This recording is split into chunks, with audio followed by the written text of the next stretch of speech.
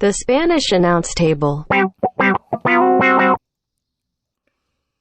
Ooh, all right, Tom. Episode 346 of the Spanish announce table. Second time trying to get out the gate.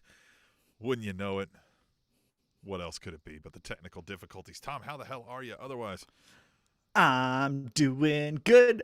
I can't wait for the weekend.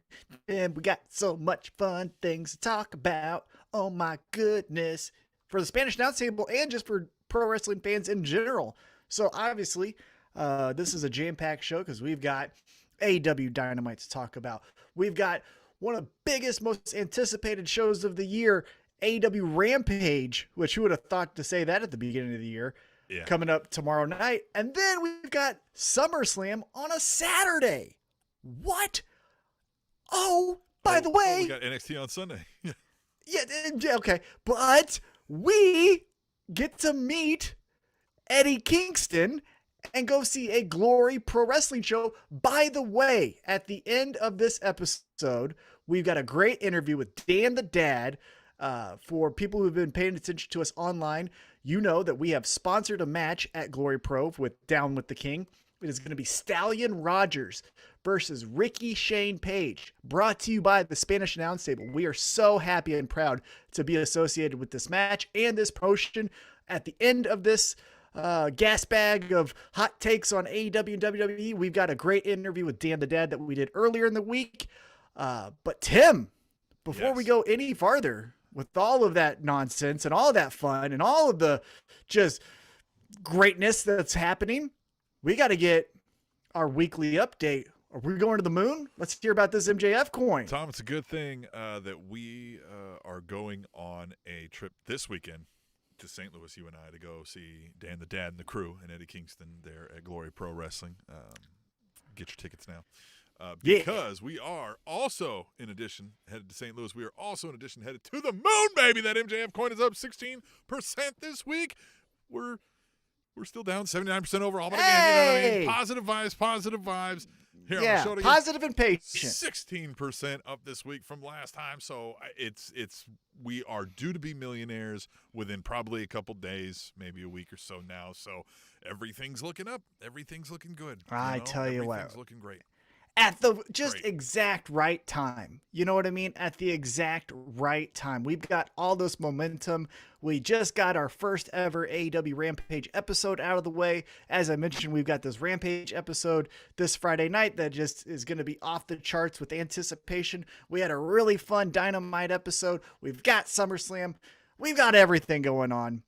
But let's kick it off with what we've always kicked it off with. Mm-hmm. As everyone knows, we focus in on our favorite pro wrestling show, and that right now is AEW Dynamite, and that went down last night on TNT. So, Tim, if you're ready, let's talk about it. Let's do it. I'm ready. I'm here on the chat. Join us on the chat if you're watching YouTube live.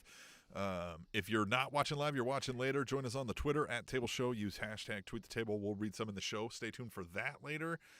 Yes, I'm ready to hit this AEW Dynamite. Yeah, so let's talk about it. They came out with one of the most creative AEW Dynamite opening segments I could think of in recent time. They had us hooked with the entrance of Jon Moxley and Eddie Kingston. That entrance up there with some of the best right now. You know, you talk about the Nakamura from NXT. I know it doesn't have the sing-along vibes that some of the other, Bobby Roode's Glorious did from NXT, for example, or the Jungle Boy or Judas. But when Eddie Kingston and Jon Moxley are walking out with Wild Thing playing in the background, that just gets the hair on my arms standing up. I get goosebumps. I am all into it. And that's how they kicked off this show. And before they could even get to the ring, Daniel Garcia and 2.0 jump him. Yeah. And then on top of that, 2.0 gets to the ring and says, "Hey, Sting and Darby, we just jumped your boys. What are you going to do about it?" And then here they come. We get Sting and Darby Allin, and this is a Texas Tornado tag match. Tim, We can go into the details, but before we do, what'd you think of this match? What'd you think of this opening segment? This was fun. I like that, kind of, we'll call it a swerve, right? Of the like, oh, you get attacked by somebody that like we had no reason to expect that they would attack you. And now, I mean, think about the 2.0 versus Moxley Kingston murder that is about to happen. You think these guys put Sting over? They are about to probably just get thrown around the building by Moxley and Kingston. So, hey. But it makes sense from a storyline perspective because if you recall, 2 weeks ago, Daniel Garcia and 2.0 on an episode of, I believe, Elevation, or it might have been Dark. Sometimes I get those shows confused. They called out the 3 toughest guys in AEW, Darby Allin, Jon Moxley, and Eddie Kingston. And so those 3 got a victory over Daniel Garcia and 2.0. So it would make sense that as heels, 2.0 and Daniel Garcia would be like, hey, fuck these guys. And if we get, our asses started getting kicked in this Texas Tornado tag match, they can't come out to help them. So let's just take them out before it even starts. I thought it was a smart heel move. And then, as I mentioned, then they get into this tag match. I think, we can talk about, as I mentioned, some of the details. One of the things that I thought was interesting is Daniel Garcia was still hanging around, and you got to see Eddie Kingston get up and take Daniel Garcia out. It's like, oh, no. We're going to have a fair fight here. It's not going to be 3-on-2. So he takes out Daniel Garcia. They go, off screen and presumably fight till the end of the night. Who knows? But I think the spot of the night was 2.0 doing the double power bomb to Sting, and at, what is he, 438 years old? Sting just pops up, gives us the 1992 beating of the chest, and he no-sells it. Darby Allin kicks 2.0 right into him, and we get the double Scorpion death drops, and then we get the double Scorpion death locks. Obviously, Darby Allin and Sting get the victory. What'd you think of that finish, though? Yeah, the finish. So starting with the no selling of the table. I'm like, I get a no selling of a table moment sometimes, and ultimately, if we really think about it, putting you through one of those tables is not really all that painful, I mean, listen, it's not fun, but like, it's not like, oh my God, I can't walk now because you put me through this table, right? So I get maybe a no sell if you're really like, I'm ready to fight, but you're 79 years old, right? So no fact checking here, but at a 0. Yeah, at a 0. 790? Yeah. Yeah, maybe. Yeah, 79 years old, I think. It just felt weird. And then, like you said, the double thing. Meanwhile, like, it took forever to get off, so Mr. Sting's son over there, Darby Allin's got a stall with weird facial expressions for a while, like he doesn't know what's going on. Yeah. Yeah, I don't know. I thought, again, you can always, with hindsight, you can always pinpoint and needle pick all these segments to death, right? I think if, again, I could have had a look through over the script or over the match, I think the no selling of the table spot was awesome. That was really cool. It reminded me a lot of from Revolution when Kenny Omega kicked out at 1 from the Young Bucks finisher, the B trigger, and he kicked out at 1. He's like, you motherfuckers did this to me, right? More than that, like, right? Yeah. I like that Sting did that. Now, here's where I think we buried 2.0 a little bit, and we could have sold that table spot a little bit better. I wasn't a huge fan. I like the double death drops, right? Because that would make sense. Hey, come right into my arms. Well, fuck you both. I'm throwing you both on your head. But the double Scorpion deathlocks, that made you kind of look like jobbers. And we just said 2.0 is all elite. Well, not really. What the fuck are they doing here? They just got double Scorpion deathlocked, right? You know what I'm saying? So if you do it to 1, and then if Darby Allin comes up with a submission of his own and he does it to the other guy, right, that'd be better. And then the other thing that I would have done, because I feel like the instant, hot take from everyone online and us as well, is that Sting is old as shit and he took that table bump and no-sold it. So I think what I would have liked to see is Sting then maybe grab some ribs, maybe say like, Darby, what the hell? You need to help me out of here. Like that was all I had. You know what I mean? Like that would have been nice to see, all of that was just, I think it ended with less of a bang than it started with. But I mean, all in all, the whole from the, hey, this isn't your moment, Moxley. This is ours. Into no, it's still not yours, right? Yeah. Darby, into all of it worked pretty well. So it feels nitpicky to I know what they were going for. Yeah, of course. Like, it was a 70-year-old man who went through a table, so maybe it took him a little longer to make that turn on the stinger, whatever they call it, the scorpion leg lock or whatever, right? Deathlock, yeah. Deathlock, yeah. And again, 20 years since his last match on TNT, which was the last match of WCW's history, Ric Flair versus Sting. Yeah. Ric Flair wrestling in a t-shirt, which made me a little sad, but whatever. So yeah, it was good to see Sting in action and in a spot that wasn't on All Out. You know what I mean? It was good to see that Sting just doesn't wrestle on your pay-per-views. He can show up on a Dynamite and still give you 10 to 15 minutes. So I thought it was really good for all things involved. Again, I'm just nitpicking here of what I think I could have done better, because if I had the pencil, I can do it better than you. But you know what I'm saying. So let's go into after the match. We get a, I guess, pre-taped interview in the ring from Sammy Guevara, who proposed to his girlfriend, and she said yes. She said yes. I don't imagine they would have shown it if she said no. No. That would have been fun if she said, let me think on it. She would have been Give like, me a night to sleep on you could it. have told me. I would have wore my best dress and you fucking, Well, and so here's the thing. I would have done my hair for this, you asshole. My wife did say that. She was like, not to say that like she didn't look nice or anything. She was like, that was clearly a surprise. And she was like, the more proper thing would have been like, have somebody, like smarten somebody up to get her. You know what I mean? Like, no, you can't. You know why? No, you know why? Because that would have fucked her. You know why? Or fucked him. This is why. I got that in my head. Oh, I got this coworker who I no longer work with. You know who the fuck you are? Screwed me on my engagement. She got into my head and she said, hey, it's important if you're going to do a surprise engagement. Like, I know that when I got engaged and then people started looking at my ring and started taking pictures, I wish my nails were done. Like, I wish that I had my nails done. Mm-hmm. Yeah. And so a couple days before, and again, mind you, I've never asked a fucking thing about a nail in my life. I'm asking my wife now, but again, my girlfriend before we got engaged. I was like, hey, your nails, would you like to get those done? I kind of just want to treat you. Here's the rookie move you did, Tom. Here's the rookie move is you asked. You got to get a friend who will bring up something in conversation that's normal. Now, again, maybe in Sammy Guevara and his now fiance's relationship, maybe, but no, not here, right? Because any friends asking my wife there, then like, no, I'm not gonna fucking do that. That's rude. So anyhow, you don't smarten them up. It's fine. She was fine. But here's what I was gonna talk about, and we'll talk about Rampage. Your thoughts on Rampage here in a moment. If you want my hot takes, my instant reaction, we did an instant reaction video on the YouTube channel, so go check that out.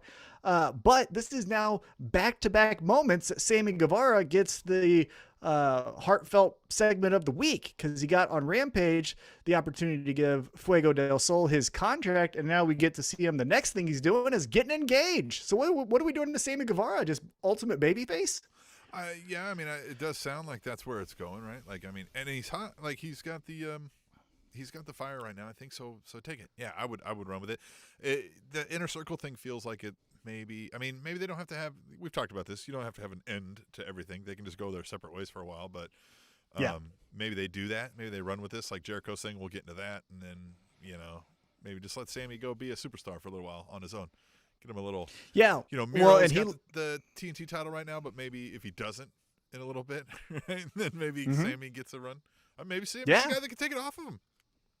I wouldn't hate any of those ideas. So after the commercial break, speaking about Sammy looking like $1 million, we get Sammy Guevara versus Shawn Spears. And again, this is Texas, and Sammy is over in Texas, and he just does all the fun stuff. We get a really fun moment when both of them are up on the top rope. Shawn Spears gives the middle finger, which, hey, I like the middle finger, right? The middle finger is fine, but I kind of feel like in wrestling, we talk about, hey, if you have a chair shot moment in the second match, maybe not do it in the main event, right? And we got a lot of middle fingers in this episode. I don't know if MJF knew he was, I mean, they clearly did the spot, but who knows if he knew that, like, going into, like early in the evening, maybe like they're like, yeah, that's true. Bit with the thing, but anyhow, it was a middle finger spot, and then we get Sammy does a cutter to Shawn Spears. There was a huge 5:30 splash that I thought was interesting because Sean Spears kicked out of that. But then we got the 6:30, whatever it's called, 6:30 kick to the dick, and that took out Sean Spears. Plancha dive. Oh, okay. Yeah, that one. But Sammy Guevara gets the win, and then afterwards, he goes to kiss his fiance. My question to you is post-match, do we start to run with Sammy's going to get married, or is this just, hey, it was Texas, we did it on special night, let's move on? It would have been great if, he gets the match, he wins, and then he goes to kiss her, and she gives him the Kansas City cunt punt, Well, she could. We got time if she's like, going to be an on-air character. Told me so I could have done my nails. Speaking of nails, all right, no. God dang it. That fucking coworker. God, I thought got her fired for that. I don't give a shit. I should have. I love my the way I did it too. Anyhow, but that's personal noise. We don't need to talk about that. Let's get back into AEW Dynamite. So let's go back to Tony Schiavone. He did a ton of these interviews. The first one being backstage with Christian. This one didn't hit well with me. And this is why. So we get Christian Cage. Before he can even talk, Don Callis interrupts, but says everything that he already said the week before. Hey, Christian Cage, good to see you again. It's like, what? Did you forget that you guys were in the ring last week doing this? I didn't understand this segment, but what did you take away from it, if anything? Yeah, I thought the same thing. I really was like, I thought this is exactly what they said last week. Maybe I'm wrong, but this didn't say, you know what I mean? And look, they're good.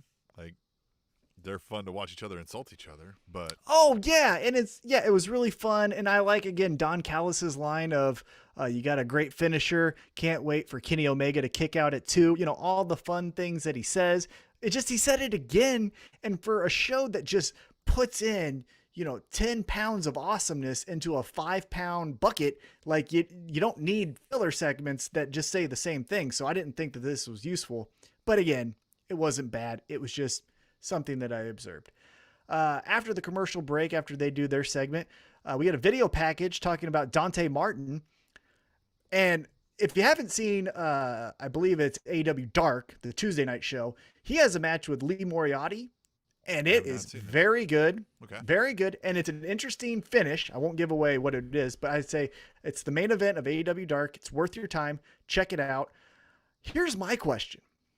The other brother, I know he's on the shelf. I think he's injured and he's rehabbing, but right now it kind of feels like the other brother's the Marty, and we got the Sean, and the other guy already got Marty Jannetty. We used to say, what was, Private Party and Top Flight. We were like, hey, something's got to give here. These are the same gimmick. And so Private Party's sticking with it. And you guys have now been separated for a long period of time. You really can't come back with the same gimmick, right?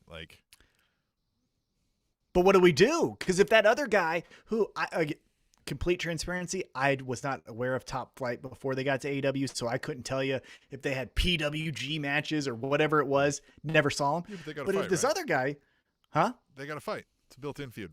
That's what I'm saying. Do you just go brother? Do we say, hey, brothers are going to fight here? Are they actual brothers? I believe so. Oh, okay. Yeah. So what did the Regals do? It's going to be interesting. What's that? The Regals never fought, right? Did they? Not yet. Still young in their career. The story is yet. Well, they haven't had. They haven't had a brother. You get hired on to be the writer. Yeah, and then that makes sense. But they haven't had brothers fight in AEW, and they've got a ton of brothers in AEW. So maybe this is the first set. When do the Young Bucks do it? Oh, hopefully never.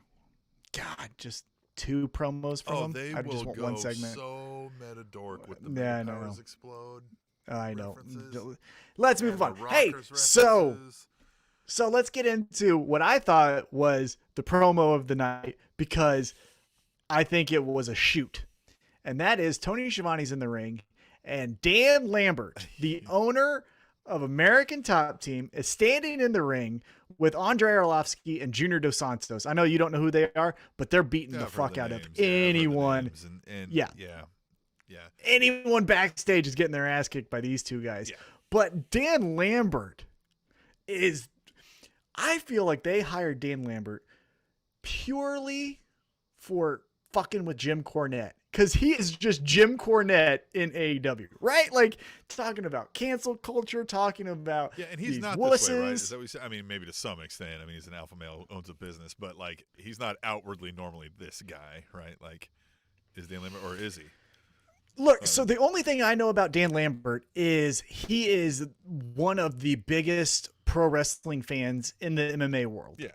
If you were to rank, pro wrestling fans who are also prominent MMA personalities, he's one or two. You know what I mean? Okay. It's like him, Tom Lawler are fighting for the top spot as far as pro wrestling fans. Yeah. So maybe as far as what he is personally, I don't know. Yeah. Colby Covington was there. He was the Trump guy. Could be a little of that. I don't know, but he's playing whatever this role is perfectly. I just feel like this is a huge rib on Jim Cornette. They're like, you know what? Jim Cornette needs a little space in AEW. Let's just get Dane Lambert to do his job, because Jim Cornette's not going to do it, right? Like, Jim Cornette's going to give you the middle finger. So Jim Cornette would if you paid him, but oh yeah, of course. Jim Cornette will do anything for money. I'll do anything for money, but you know what I'm saying. I mean, look, it was a great heel promo because I hated everything he said, but I did like loved it. He's good at it, yeah.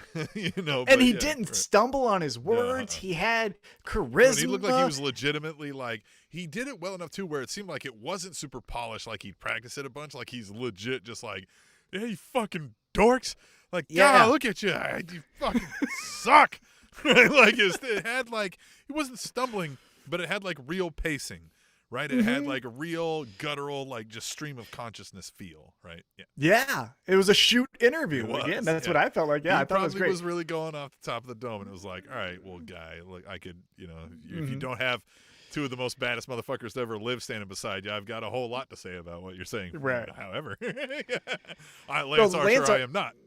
Yeah, so Lance Archer does come out and says, like, no, we're going to kick your ass again. And so we get Arlovsky and Junior Dos Santos to square up in the ring. But before Lance Archer could even make it into the ring, the men of the year, Scorpio Sky and Ethan Page, jump him from behind. So what do you think of this? Are we going to get possibly Dan Lambert manages Men of the Year and they become the, cancel culture tag team? Or is this just, hey, thanks for helping us out. Fuck this guy. We're going to beat his ass too. Dan Lambert leading anybody would be great for that person or team. Mm-hmm. The Men of the Year becoming the like anti-woke warrior heel tag team. Ooh, staying sleazy like they are, right? Like not going camo anti-woke, but going like alpha male, you know what I mean? Like, what's wrong? So I put a little pill in the drink. Who gives a shit? Like, not to that extreme, right? But like those kind of sleazy bastards, Yeah, you do Wolf of Wall Street type of sleaze where it's like, of course I bought a boat without paying taxes on it. That's what you do, you woke warrior. What are you going to send a tweet about it? Yeah. Who cares that I came here in a Humvee and then I rented another one to get out of here? That kind of shit. Yeah, exactly. Right. It's just like, then I still Ubered out of here. You know what I mean? Yeah. Like, right. Who cares that I'm doing cameos and I haven't sent one yet, but I've got $10,000 already sent to my bank account. Like, it's like, dude, you're fine. But then everything is like, what are you going to send a tweet? Oh, you're going to cancel me? And then like, that's the whole thing. And then Dan Lambert just spews his bullshit. That's a fun tag. You get Max Caster in the, all right, never mind. Hey, easy. So we get a backstage promo from Chris Jericho, essentially just saying, hey, crowd, sing my entrance song when I get out there. I thought that was a little weird because I thought we kind of already knew that. So it felt a little odd of like, hey, they're going to sing my song. Shut the fuck up. Yeah. But it was still good as far as when we get to the main event. It was a good promo. Yeah. But this promo didn't do too much. Right. But then we get one of the more fun matches I've seen for a championship. The AEW World Tag Team Championship match, the Young Bucks taking on Jurassic Express. And god dang it, Tim, I really thought we were going to pull the trigger with Jurassic Express. I did too. I thought several times during that match, I was like, oh, this is it. Holy shit, they're going to do it. several times I was trying to temper that because I was like, no, they just did this to Kenny Omega. They're not going to do it to the Bucks also. And I mean, they didn't, spoiler alert there. But, man, I thought, a couple times. And then they had the move of the night, which at first I thought they fucked up and the guy was going to fall and break his neck. With that, I don't even know, that triple spinning over his ball sack. Throw the fucker in the air. He turns into a pizza dough, and I'm gonna powerbomb the pizza dough. Whatever the fuck that move is. Man, it was the pokey spinning ball of death, and he just fucking just flung him. That was crazy.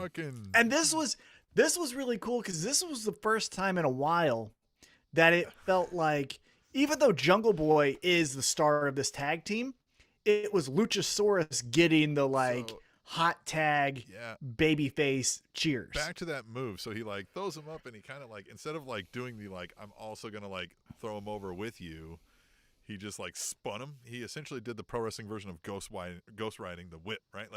You fucking just hopped off and was like, you and just let it go. Just let's see what happens. Let's see where this fucking guy lands.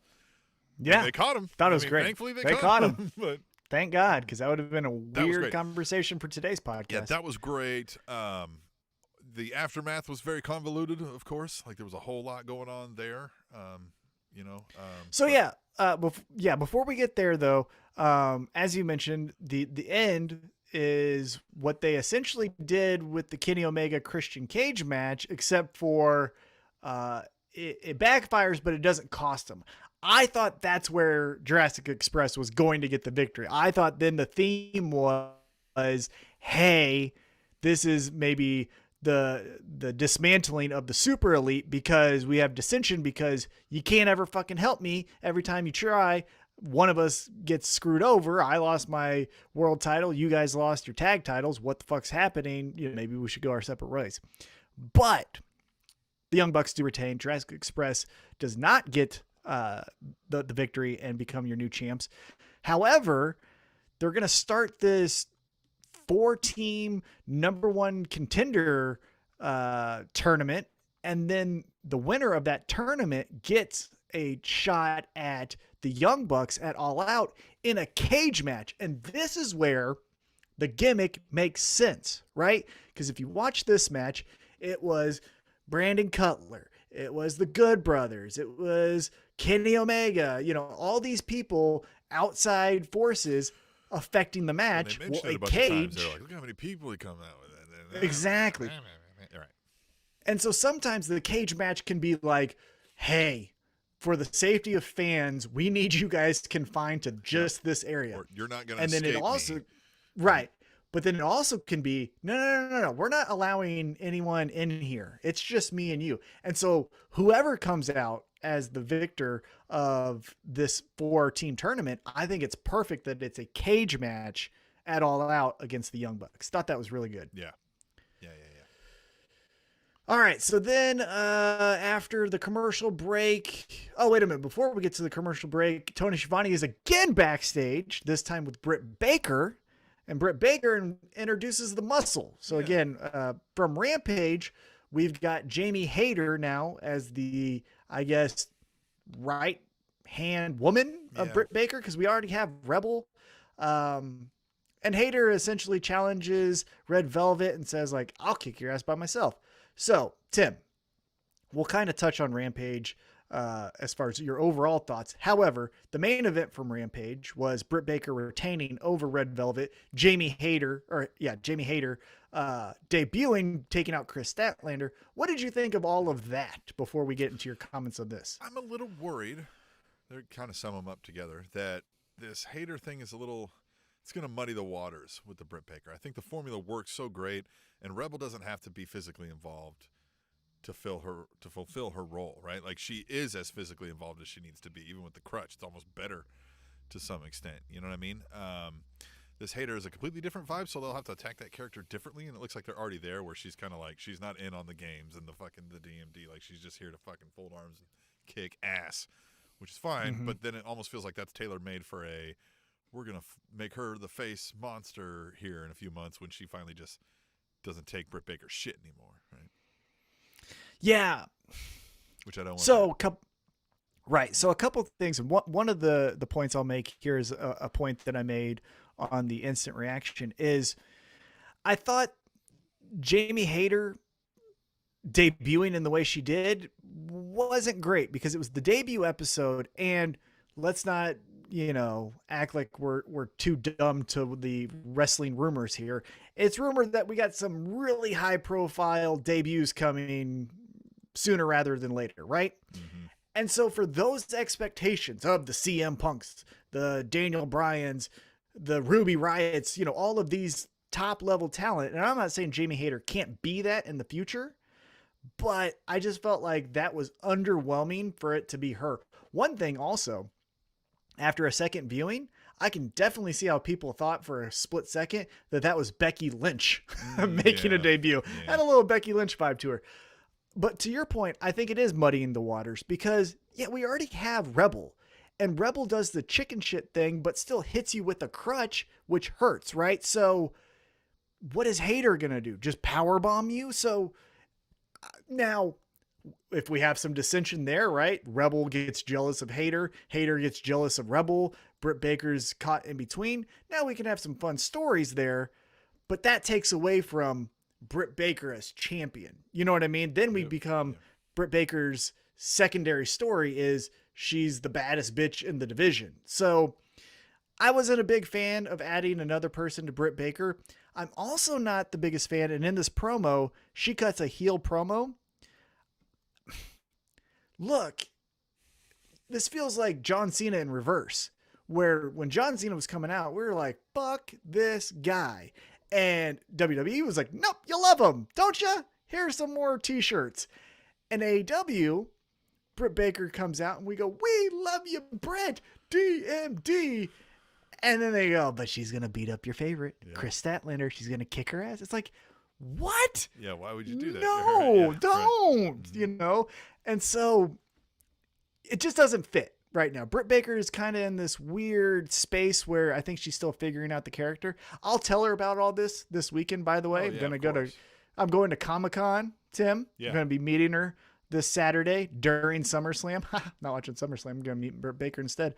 So I'll inform her of all of these things. So don't you worry, That's good Tim. of you. That's good of you. Thank you. Yeah. Thank you. I'm doing it for the Table Nation, obviously. Yeah, of course. So after Britt Baker's interview, we get a video package of Matt Hardy and Orange Cassidy. I'm fucking done. Yeah, I mean, it's not good. It's not even Orange Cassidy is bad.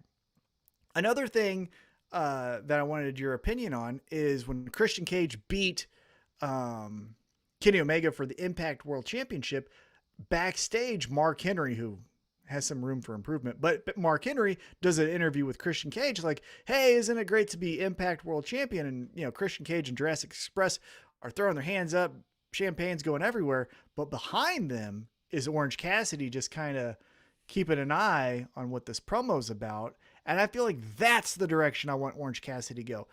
Matt Hardy, and we've talked about this, Matt Hardy and that family office, whatever it is not Dynamite worthy. There is other it's bad. To the point where I want the wingmen in this spot instead of Matt Hardy in the family office. If you put in JD Drake or Ryan Nemeth or Pretty Peter Avalon, the little sled, what the fuck is that called? The sensual sled? The sensual sled? Is that what it is? Yeah. That he gets pulled on. It's way better than this Matt Hardy stuff. I will take right now, AEW, I know you're listening. And again, Britt, I'll tell you on Saturday in person so you can pass it on to Tony.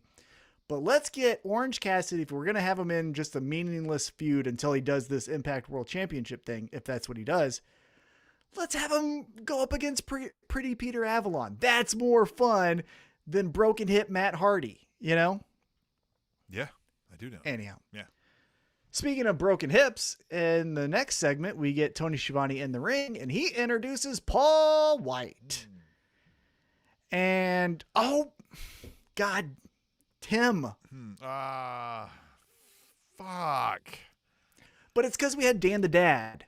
We have Dan the Dad later, after our picks on SummerSlam, which means we had to push QT to next week. God, I'm so sorry. QT Marshall, for anybody who's new, really loves us, loves this podcast. Has been trying Number to get one. Check it on. on Twitter. Check it on Twitter. He's been Number trying one. to get on, and he's in the queue again. He probably went off by now. We've been at this for a while, more than half an hour. He probably dropped off. He's a busy guy. He's got students to teach things to, and we're sorry. Quad track marsupial. We love you. Sorry, we'll get you next week. Next week, buddy. Next week. But in this segment, let's just cut to the chase.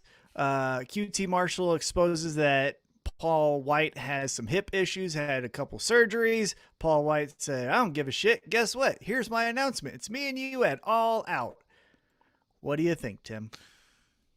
Yay. Here's where I think this match can be used to its fullest potential.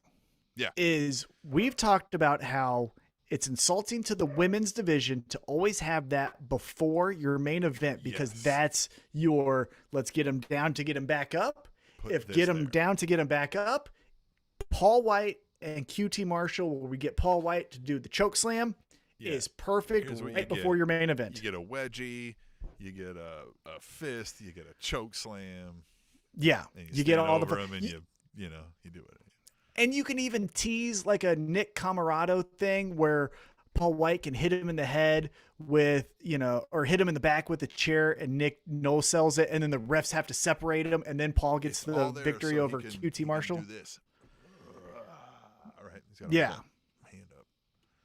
Yeah. This is, I think its best possible outcome is for pro wrestling terms, the piss break before your main event or on your pre-show. If you give me this as a pre-show to get everyone excited, hey, Paul Wight can do a choke slam here, then fine.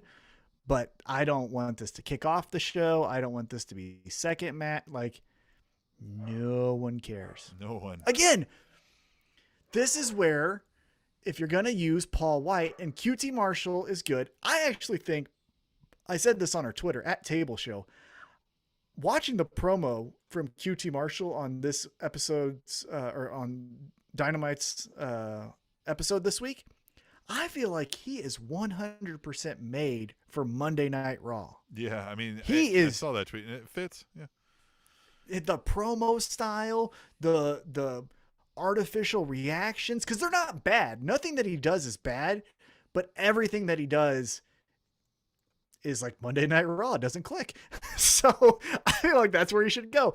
But yeah, again, maybe you substitute Paul Wight out with Ryan Nemeth, or you substitute Paul Wight out. Again, he's in some trouble right now, but Max Caster, that would be a little bit better than Paul Wight and QT Marshall. Cause they're just old guys. One has hair plugs. The other one has a bad hip. Who the fuck cares? Nobody cares. Anyhow, after that announcement of Paul Wight versus QT Marshall at All Out, we get Jade Cargill, and she calls out Kiera Hogan, formerly of Impact Wrestling. She calls her out for a match on this Friday night's Rampage episode. Pretty cool, I thought. What did you think? Yeah, it's it's more of this Forbidden Door stuff, right? Like we're getting. Although it's Kiera Hogan, she's there now, right? Like I think she is. Yeah, I think she's a free agent. I don't know if it's an Impact wrestler. Yeah, I mean, look, this is one of the talents that we would hear name dropped outside of the big, thing. So I'm interested to see what she's got. See what's because I haven't watched enough. I don't think of Kiera Hogan to really have a great. I've seen her a time or two. So what I do know is that everybody talks well of Kiera Hogan. So I'm interested to see where they take it. Yeah, I've always enjoyed her work, the limited amount of times I've seen her on Impact Wrestling. I think this is why I was such a fan of this announcement is, as we've talked about and hinted about, and we'll talk about it here in a little bit, but this Friday night's episode of Rampage is going to be the most anticipated show of the year, even more than SummerSlam. And to put two African-American women in a show of this magnitude, I think shows that, you can really get behind some of this talent that isn't getting all the exposure it necessarily has been getting, right? That's a great spot for Jade Cargill and Kiera Hogan to get on such a big show. Right. And, we applauded and said till we're red in the face about how awesome it was that Sasha Banks took on Bianca Belair in the main event, even though it was night 1, not night 2. The main event's the actual last match of the show, I hate this regardless idea of what main event events that they always talk about, but whatever. Yeah, no. The main event is always the last match of the entire event. Right. If it's a 3-day festival and it's a music concert in the 3-day festival, if it's Foo Fighters, that's the last band, then they main evented the festival. Yeah. It's not night 1, night 2, that's not a fucking thing. So sorry to break your bubble. But anyhow, for all the hoopla and praise that Sasha Banks and Bianca Belair got, I thought this was a good move from AEW to put 2 African-American women on the most anticipated show of the year. So I like that. Yeah, I like it too. Now let's get into, man, I just thought this was an afterthought. Taz is in the ring. He introduces Ricky Starks. Ricky Starks says, "Hey, Brian Cage, let's talk face to face." And Brian Cage and Powerhouse Hobbs are punching each other in the face. And that's it. Yeah. They really slow roll these Taz segments, don't they? In these storylines. I don't know if that's him been there. Be like, nah, we can't do that this week. Let's do another week of this. And we'll wait for that. I don't know, but this just feels like everyone is wasting their time. Already that they screwed over Cage, and I was like, oh yeah. And especially in Texas, because if memory serves me correct, Ricky Starks is over like Sammy Guevara in the great state of Texas, which Texas feels like a cult, but we'll talk about that later. It is. And all you had him do was just walk out, do a pose, and then cue video and run away. Like, it felt like a waste of time. It felt like how I felt with Christian Cage and Don Callis' promo, where it's like, you're not doing anything different than you did last week. The show has other talent that we could be showing here, so get the fuck off the TV. So I love Taz. Taz is still one of my top 10 favorite pro wrestlers of all time.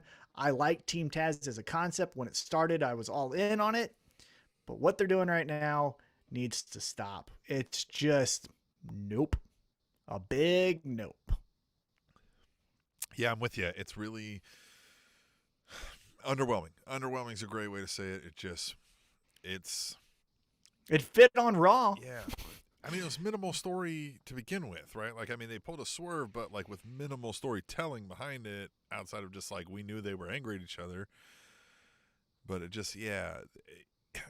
Yes, Ricky Starks was the better character to pull the swerve and be a heel, but he's also the wrong character to stay in the group. So it's just been a weird mix. Yeah. Yeah. I agree 100%. So let's move on. We get Tony Schiavone backstage again. God, he was everywhere this episode. He's backstage with Death Triangle, and we cut right to the chase. We get at All Out, Pac versus Andrade. Now, Andrade said, "I'll face you at All Out, but you have to agree to my terms." And I didn't catch what those terms were, so we'll see, I guess. Or did you catch it? Because I did not. I did not. Okay, so I don't know exactly what those terms are, but it looks like at All Out we'll get Pac versus Andrade. Now, again, if I'm booking the show, that's what I'm kicking the pay-per-view off with. I'm getting Death Triangle walking out, flames everywhere. I'm getting Andrade looking like $1 million. Maybe have him come out in a stretch limo or whatever it is to get the pizzazz of it. Have those motherfuckers do 750 different flips, and let's get right to it and have some fun. Yeah. You know what should happen? Ooh, you know what should happen? I don't know if you caught this on Twitter, but at Triple Mania, Andrade took on Kenny Omega for the AAA Heavyweight Championship, and before he made his way to the ring, he was accompanied by the 16-time World Heavyweight Champion, Ric Flair. Who may or may not have had a fun... That wasn't him. That wasn't him. No. Ric Flair loves to flaunt what the fuck he does, but I don't think he's flaunting like that on a train. No, and that's what he even said it with him. He's like, I don't ride trains. He didn't say I wouldn't have done such a thing. Yeah, he said I wouldn't have been on a train. Love it. So I think you got a couple weeks to tell a fun story here, and I love Chavo. Think he's fun. Think he's great in his role here. but let's kick his ass to where he can't show up to All Out. And let's have Andrade pull a one-up on Death Triangle, and he has Ric Flair accompany him to the ring. Huh? You think that? I like that idea. I do. I love Chavo. I love what he does here, but let's kick his ass. Let's kick his ass. You know what I mean? Yeah, I do know. Let's have him serve a purpose. Let's kick his you ass. know? I mean, fuck that guy. Let's right? kick his ass. Yeah, fuck that guy. He's Yes. great. Hey, I like Chavo here. I like that Andrade has a line or two that he'll practice and say while he's, you know what I mean, working on English, which it does seem either they let him do more here or he's getting better at. But Chavo then can kind of fill in the rest of that. He's not speaking for him necessarily at the time, but he's doing the majority of the talking to get it out on English television. But we still get the idea of he's like, hey, fuckhead's doing with a guy like that. Look at this fucking guy. Look at this fucking guy. I'm paraphrasing, but that's what they said. No, I think that was verbatim. Yeah. Mm-hmm. Yeah. They said, look at this fucking guy. Eh? Yeah. Eh? Eh? So let's get into right before the main event. Tim, you know what time it is. Oh, it's the women's match. Now, I will say this had a story to it before we got to the match. If you watched Elevation, Penelope Ford picked up the victory. After the match, she's still beating up her opponent. Thunder Rosa was on commentary. Thunder Rosa's like, fuck that. You don't just beat up on women just because you're better than them. Runs down in the ring, chases off Penelope Ford. We get the match at Dynamite. So I like that we have a little bit of a story here. Also, full transparency, I will always welcome Penelope Ford on a television set. I enjoy her ring attire. And I enjoy Thunder Rosa.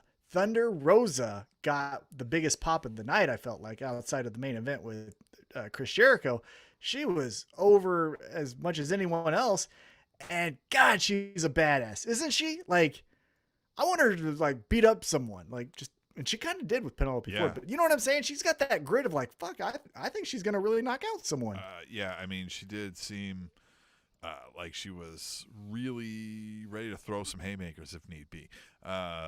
Yeah, I'm coming around on the Penelope Ford train as well in that, like, every match I see, I'm like, God damn, she, like, goes hard. Like, there is no... Oh! She's not pulling up. She's not, like, she's one of the toughest ones out there, man. Yeah, and let me clarify.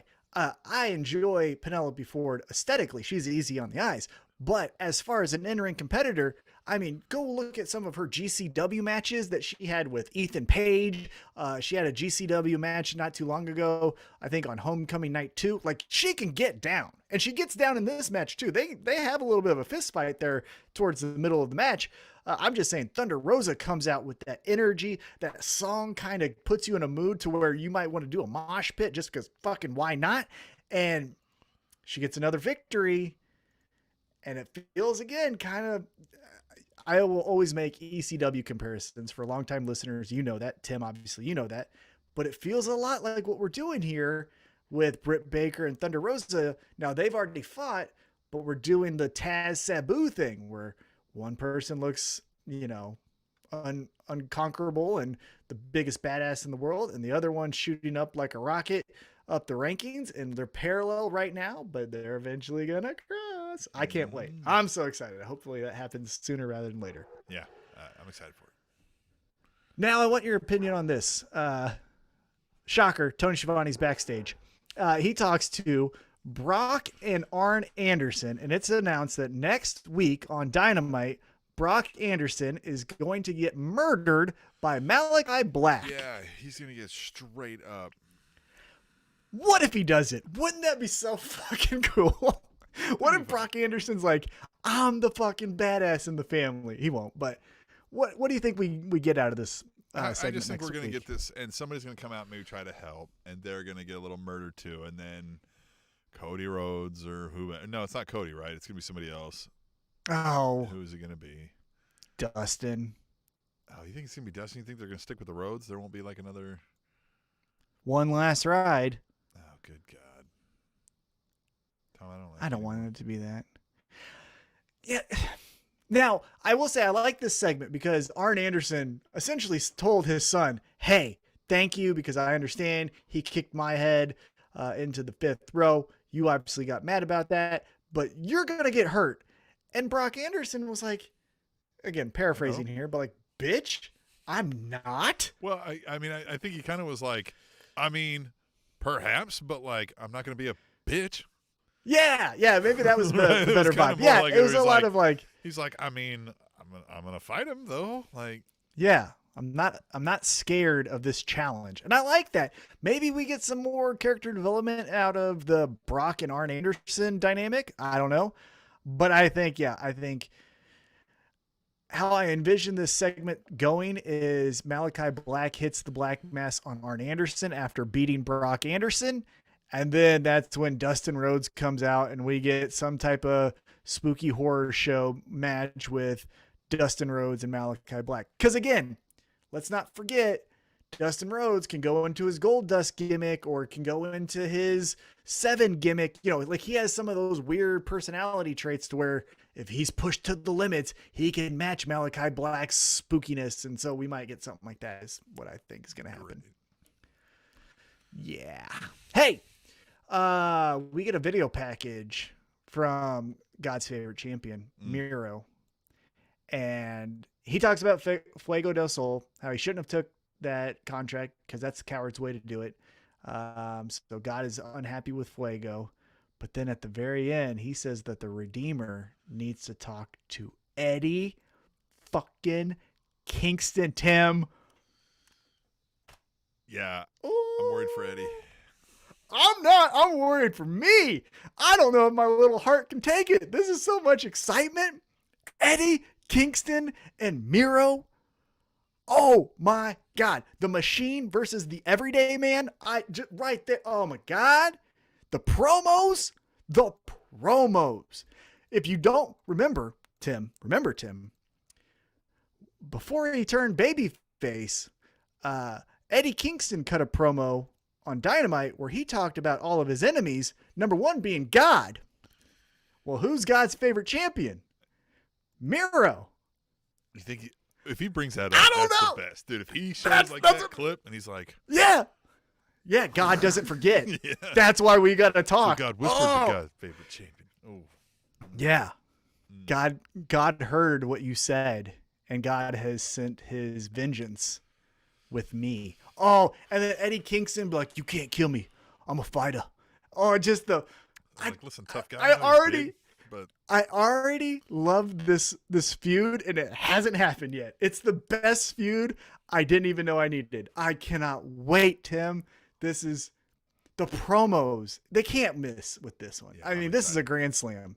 I am so fucking excited. Give it to me now. Okay. Another great promo backstage without Tony Schiavone was Jon Moxley.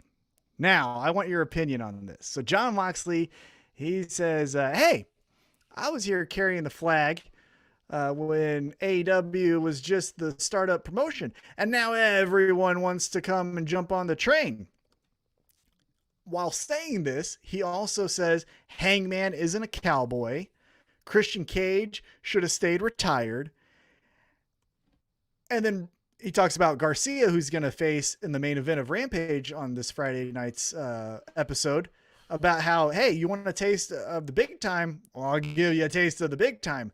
So with cutting down Hangman, with cutting down Christian Cage, and obviously addressing his opponent, what do you think? What direction are we going with Jon Moxley right now? Yeah, I don't know. Are we ready to like throw Moxley back into the top of the card? Because like he basically guns blazing on everyone.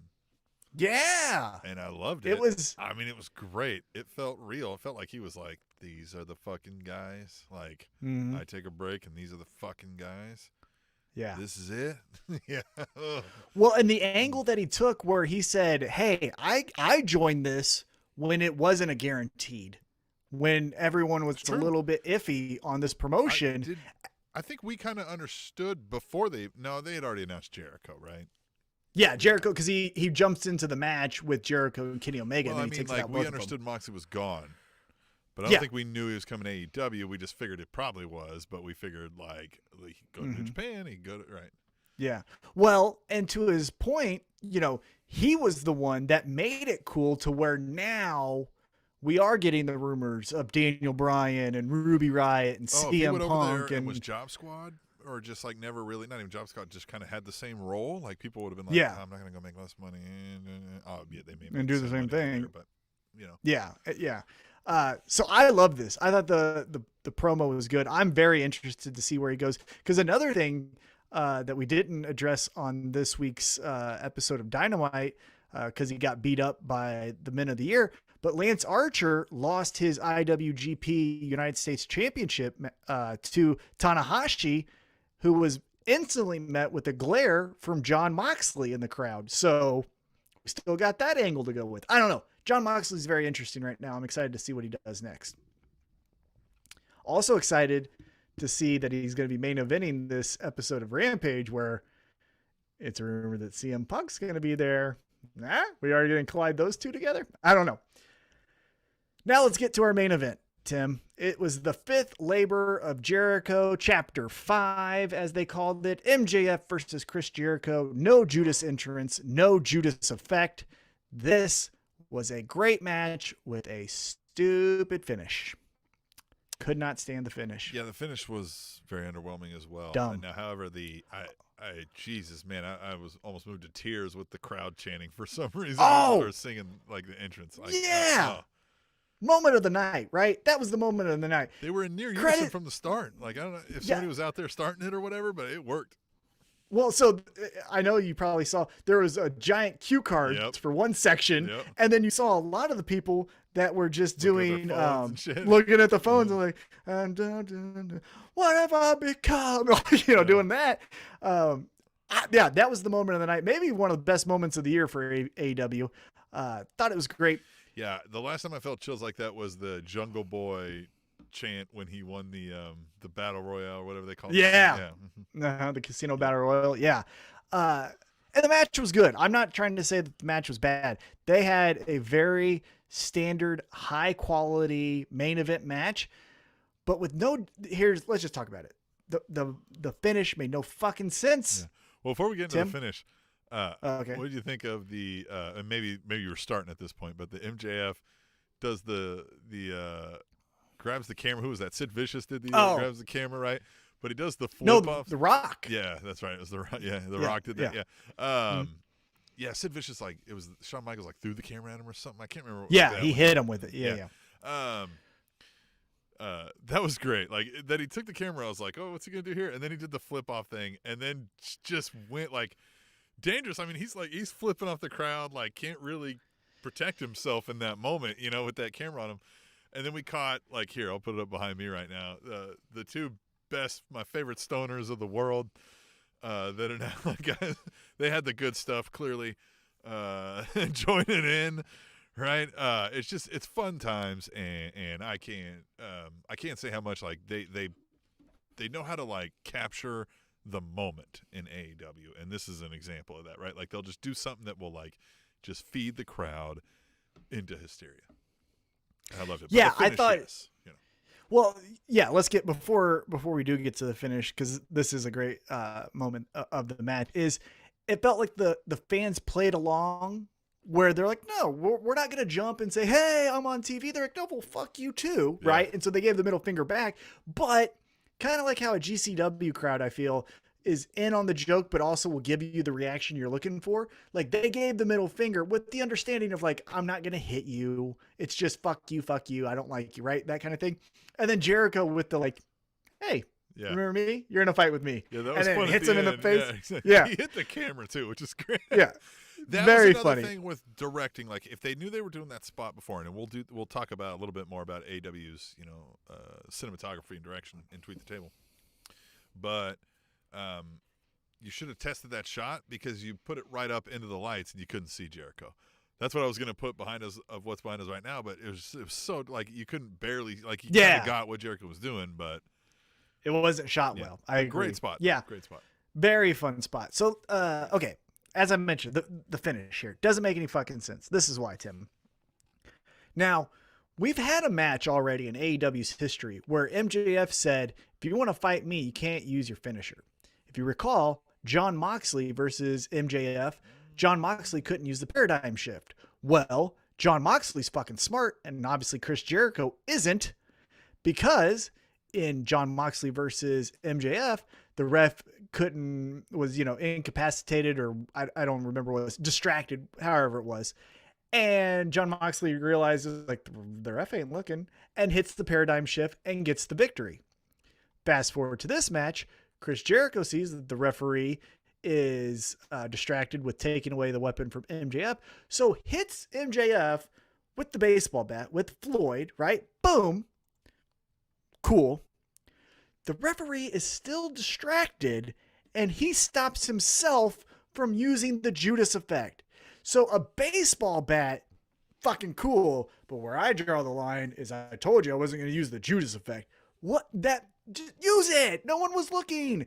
And again, you're not Jungle Boy. It would make sense if Jungle Boy had a, fight with his conscience of like, well, I said I wasn't going to do it, right? But with Chris Jericho, you had 30 years of being a scumbag, on both sides of a heel and face kind of character. Yeah, so right. He's a scumbag. We just like him sometimes. Right. But he always has that sleaze to him. Yeah. And so for you not to use the Judas effect in chapter 5 of the 5 labors of Jericho, I thought you just looked dumb. Now, I like that MJF won. I like that he came out of like, hey, you thought you were going to get through all 5 chapters? This book ends with me as the victor. And I like that.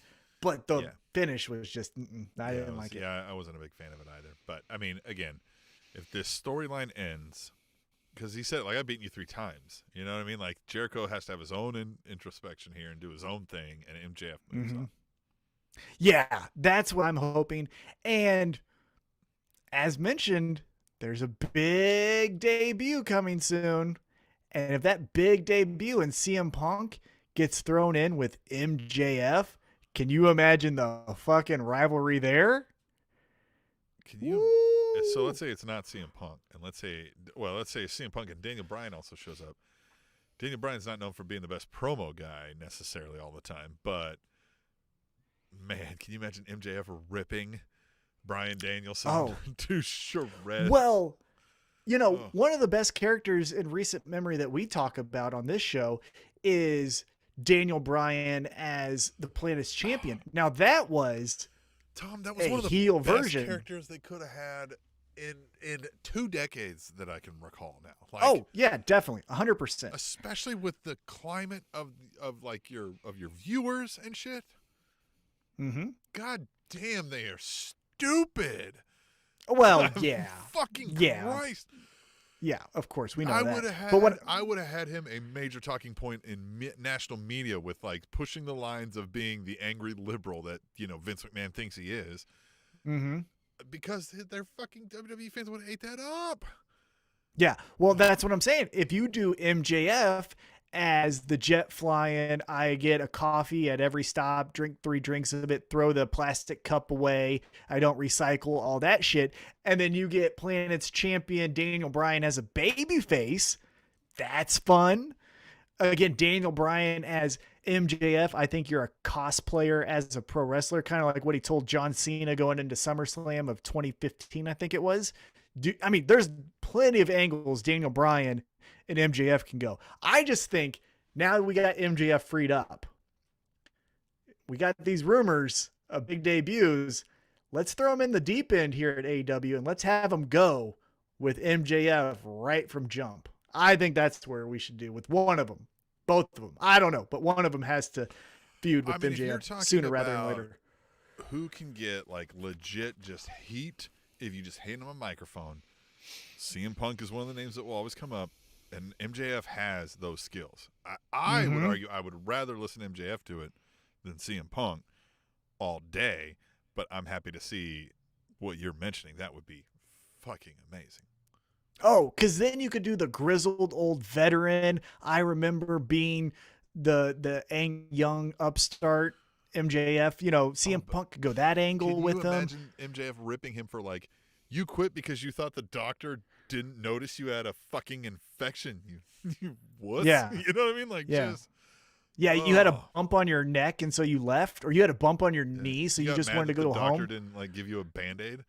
Yeah, you wanted a lollipop after your visit. Well, that's not what happens here in AEW. And then just those two. And then, again, CM Punk can do the I've said everything you've said kind of thing, and it could be fun. About possible AEW debuts, and we mentioned the guy who doesn't take trains, but has been released by WWE. It's Ric Flair, Nature Boy. We talked about a possible 4 Horsemen.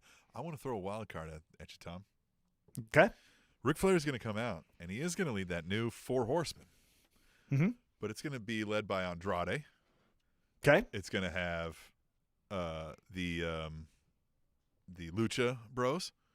And we need one more Spanish, right? One more Mexican wrestler. So I'm trying to think of who's on the AEW roster or who else is out there to kind of join in this. And it's going to be Los Cuatro Jinetes. Oh, yeah, that's what we're going to call him? Yep. But who the 4th person would be? Yep. Who is it? Well, see, here's the thing is, are we saying that Andrade leads it? Yep. Or are we saying that it's his... Well, who else you got? I say Andrade doesn't lead it. Kind of like the Hurt Business I would do it like this, where the Hurt Business, where it was Bobby Lashley's group, but MVP was the guy that was talking and doing all the stuff. You put Sammy Guevara and have his own group. And it's Sammy Guevara, the Lucha Bros, and Andrade, and they say, we're fucking everyone else up. Yeah, this is so what we do the here. new 4 Horsemen group, but we spin it. It's Yeah. Mexican wrestlers. It's Los Cuatro Jinetes. Yeah. I did have to look that up. I like it, though. I did fact That's check good. that. But yeah, that would be the twist that nobody saw coming, I think, right? Like we get Ric Flair, everybody's like, all right, here comes, and we've talked about this, like, oh, it's going to be Cody Rhodes. It'll be, you know, this guy. And it's surprised a lot of those people went and did other 4-man groups. Well, that's what I was going to say. Do we do eventually, like, we get, Barry Windham for fun, and then each member of the 4 Horsemen creates their own 4-man factions, Like, that's what we do. 4 Horsemen. Yeah, we got the 4 Horsemen. The 4 Horsemen. That's what we could do. That would be fun. I'm just excited that MJF, again, we hope, right? Because we kind of felt like at the end of the Stadium Stampede that was going to be it, and it was not. But I'm hoping that this is the clean cut of MJF, you're going this way, Jericho, you're going this way. I wouldn't be mad because, again, we got 5 consecutive weeks of Jericho being one of the main points of the show. If Jericho just took a vacation, wouldn't hate it. Take a vacation. Wouldn't hate it. Wouldn't hate it right now. So that was Dynamite overall. What'd you think? Did you have a fun time watching it? I did. Man, this is a solid A show for me. I thought it was great.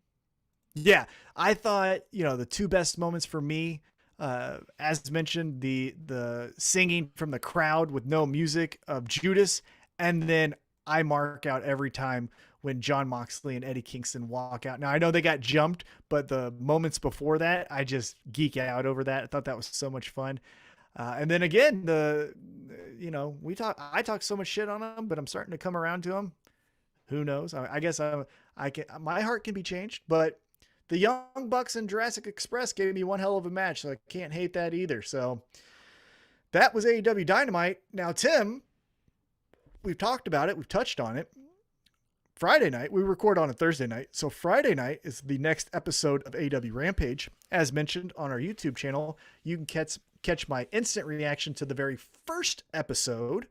So Tim, now I want to hear from you. What did you think of the first episode? And then what do you think is going to happen tomorrow night? The first episode of Rampage had a big time event feel. The opening match, I was shocked that they had Christian win the Impact World Heavyweight Championship. Spoiler alert also, maybe that's airing tonight as we record, but they retire the old TNA belt. He's just going to have that Impact Wrestling belt, I think, moving forward, which is fine. That's good. That's good. It's not worthy of 2 belts, is that place. Yeah. Well, it made sense initially because Moose said, I'm the uncrowned champion. So, but now that's company lineage, and of course, right. But like they don't use that name anymore, so it's good to get rid of it. Now, albeit it's the better looking belt, but whatever. It was a good looking belt. That TNA World Heavyweight Championship was a good looking belt. I loved it. So I was surprised at that. And the whole night, even though it was short, right? So you had the DMD main event. What else did they have in there? What was in the middle of that? Miro and Fuego del Sol was the quick. The Fuego del Sol moment was like, it was like gather the family around and watch this. Wholesome. It was so great. God, it was great. The only thing I mentioned that I would change, and again, it's just because I think I could do it better. I didn't like that Tony Khan was hugging Sammy Guevara for like just have Sammy come out. I didn't think that Tony needed. They talked about. They were like, "This is the first time he's been on AEW," and it was like, "Dude, don't," because he's been on like the other shows and shit. You know what I mean? But like, it was. You know what I mean? Like they even brought it up, so it made you think about it. I didn't like that. Like, why? Yeah, I didn't like that. Yeah. Yeah. I just thought Sammy could have just done it by himself. We could have got it. He has a contract now. You know what I'm saying? But yeah, it was quick. I said this, and I'll say it to on the podcast on the proper right now. The greatest compliment I can give AEW is that I can't wait for the next episode. Yeah. Like I've been so on edge, pumped up since Wednesday night for Friday's show. I cannot wait. I'm so excited. The potential news, you know. Yeah. Well, and this card is just going to be all out, right? Like coming up. Yeah. So, like, they're trying to hype this all up. It's going to get big time this year. And we've got already some really cool matches. Again, we got Kiera Hogan versus Jade Cargill. We got Daniel Garcia versus Jon Moxley as your main event. It's in Chicago. Biggest show that they've had to date. All out. I hate using the term, this is our WrestleMania, right? But we use that. Yes, in I do. Yeah, but we consider All Out their Mania, right? Like I do. Yeah. Again, they might say it's double or nothing, but I think it's All Out. It's great that it's at this time, like it's spread out well enough from WrestleMania 2, right? We're a couple months removed. I'm super excited. I cannot wait. Rampage is going to be amazing. I love the 1 hour quick hit. Get 2-3 matches in, advance some storylines, get you hyped up. It's going to be great for go home shows when they have fucking incredible. Especially Friday night, because they do typically Saturday night pay-per-views. They do it in the same venue and shit, and you can make a weekend of it. Like the reverse of how WWE does like Mania then Raw. Like you just that shit. Flipped it. Yep. Flip it. I tell you what. Flip it Also, and if rub you're it down. Oh no. All right. If you're watching this or listening to this before AEW Rampage, I just want you to know we will be going live with another instant reaction. Tim might be joining. Tim might not be joining, but I will definitely be there. You should join to find out if Tim joins. There you go. That's your teaser. But we will be doing an instant reaction to episode 2 of AEW. If you're Rampage. a podcast listener, you're gonna have to check out the YouTube to see that, and you can go to SpanishAnnounceTable.net, find all the links you need. Our table show Twitter link is up there, our Facebook, our YouTube, our PayPal donations if you want to give us money, and if you want to be the beer sponsor of the week, but you're not this week, you didn't give us any money. We can't tell everybody how great you are. Think about that. Go there, check that out. You'll have to check out the YouTube to see Tom and maybe me doing a live reaction to AEW Rampage.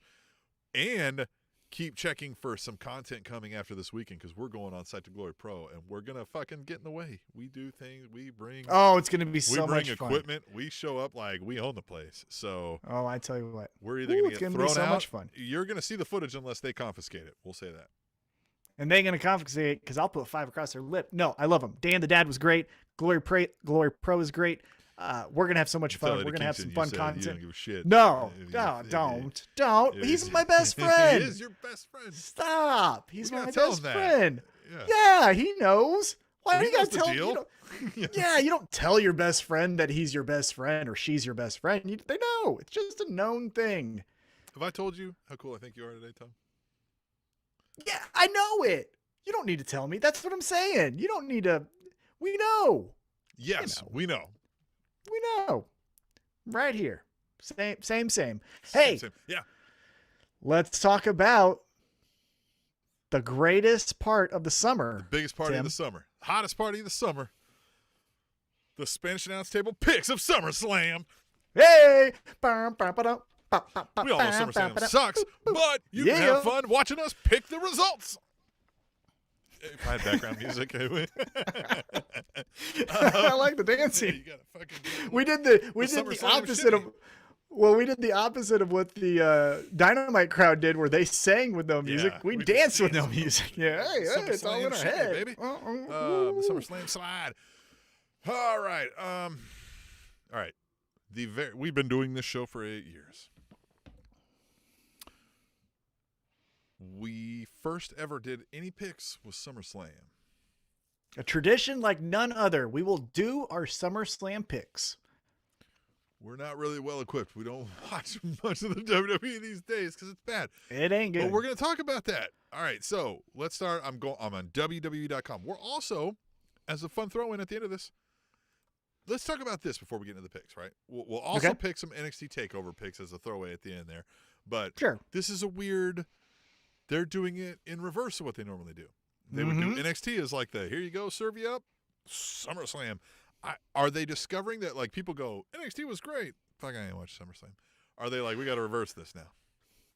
Well, I think the reason they're doing it this year that way is because it's in Vegas. Because if you pay attention to Vegas, fight nights, boxing, mixed martial arts, UFC, all that stuff are on Saturday nights. So the big night to go out in Vegas is Saturday night, not Sunday night. So I think they're trying to fall in the same schedule as a Vegas night on the town is, you know, when you see Conor McGregor fight in the UFC, it's on Saturday night. When you see Manny Pacquiao boxed in Vegas, it's Saturday night. Yeah, because NFL I think that's maybe why they're doing. They don't have to really. Are there any? I mean, there's preseason games, but those aren't always generally like. Well, I think the Pacquiao fight is on Sunday, and I think they didn't want to compete with the Pacquiao fight, so that makes sense. Now Pacquiao lost his original opponent, so the replacement isn't as big, but still, they didn't know that. All right. 3 months ago. So I'm on WWE.com. It's Thursday night, 8:54 p.m. in God's favorite time zone, the Central Standard. The one true time zone. Daylight. We're Central Daylight Time. Central Standard Time. Are we in CDT CST. right now? CST. Well, so during Central Daylight Standard Savings time. When is that in? Then you're CDT. See how stupid it is? All right.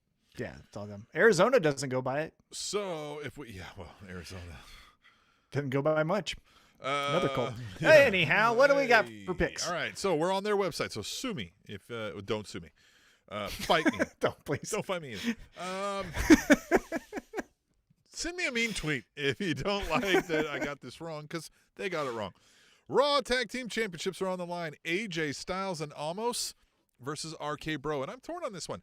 I could see RK Bro winning because they're like, and I could see Randy Orton giving him the old, the Tennessee, testicle twister, and then we continue that as like a feud. So I don't really know which way I go, but I'm gonna say I think they go RK Bro as the tag team champions. They love this, like, do they get along? Do they know the Odd Couple? They love the Odd Couple. They love the odd couple, which they have right now with AJ and Omos, but I think they like Omos as... But that's less of an Odd Couple and more of like a Diesel, Shawn Michaels feel. But I agree. But I think what they're wanting to do with Omos is have him fill the void left by Braun Strowman. So you got to get Omos in that spot. And so I think AJ might cost Omos the match somehow by, confusion or on purpose because he gets mad at him or something. I think we'll see Braun Strowman back, by the way, at some point. I think he's going to get a bunch of offers. WWE is going to offer him just above that because what they want to do was cut how much he was demanding more the last time. Like, he just recently had like a contract negotiation. He asked for a shit ton of money, and they're like, oh, okay. And then they cut him because they're like, this guy's over fucking priced. And so he's probably going to go around to all the other places, and they'll be like, and AEW might not take him, if I had to guess.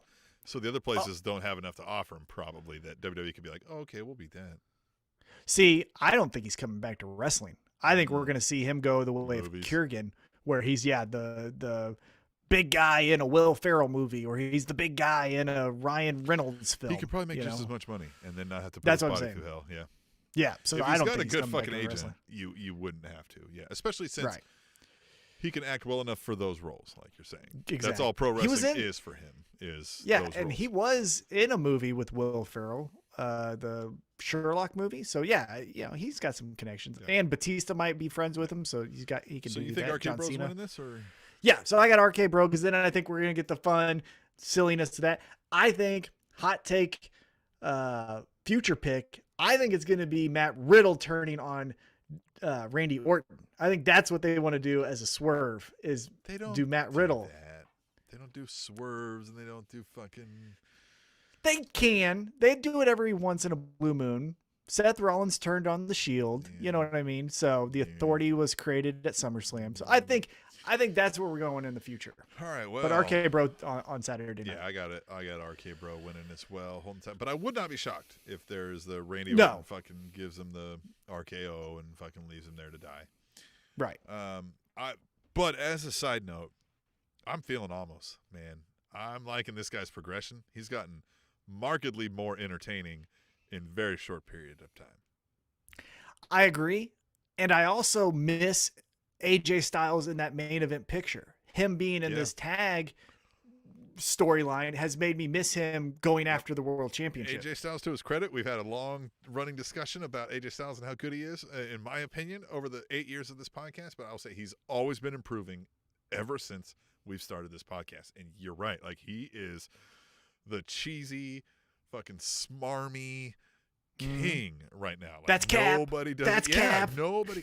He went from barely being able to fucking be believable at all on the microphone to being one of the most ham it up, enjoyable people on the microphone in less than a decade. I'm going to give him that. Very good work. Yeah. Very good work. That's Cap. That means a lie. Yeah. That's Cap. Which is so funny because like it's not how you do. Like, you know what I mean? Like, he's able to be like, yeah, but nobody says it that way. You know what I mean? Like, nobody's out there being like, that's Cap, right? Like, that's you say no Cap, but nobody's like really out there being like well, he says it like it's a jet. You know what I mean? Like, some people might remember, like, the everybody says no Cap, and the reverse yes might be Cap, and like yes, some people might throw that on, but that's not as common. Like, nobody's like, when you're lying, be like, that's Cap. You know what I mean? Like, well, no, that's not a big thing. Yeah, I agree, but I just the way he says it, it's like a Jeopardy answer. Yeah. Cap, that's Cap. That's like, Cap. It's Cap. It's Cap.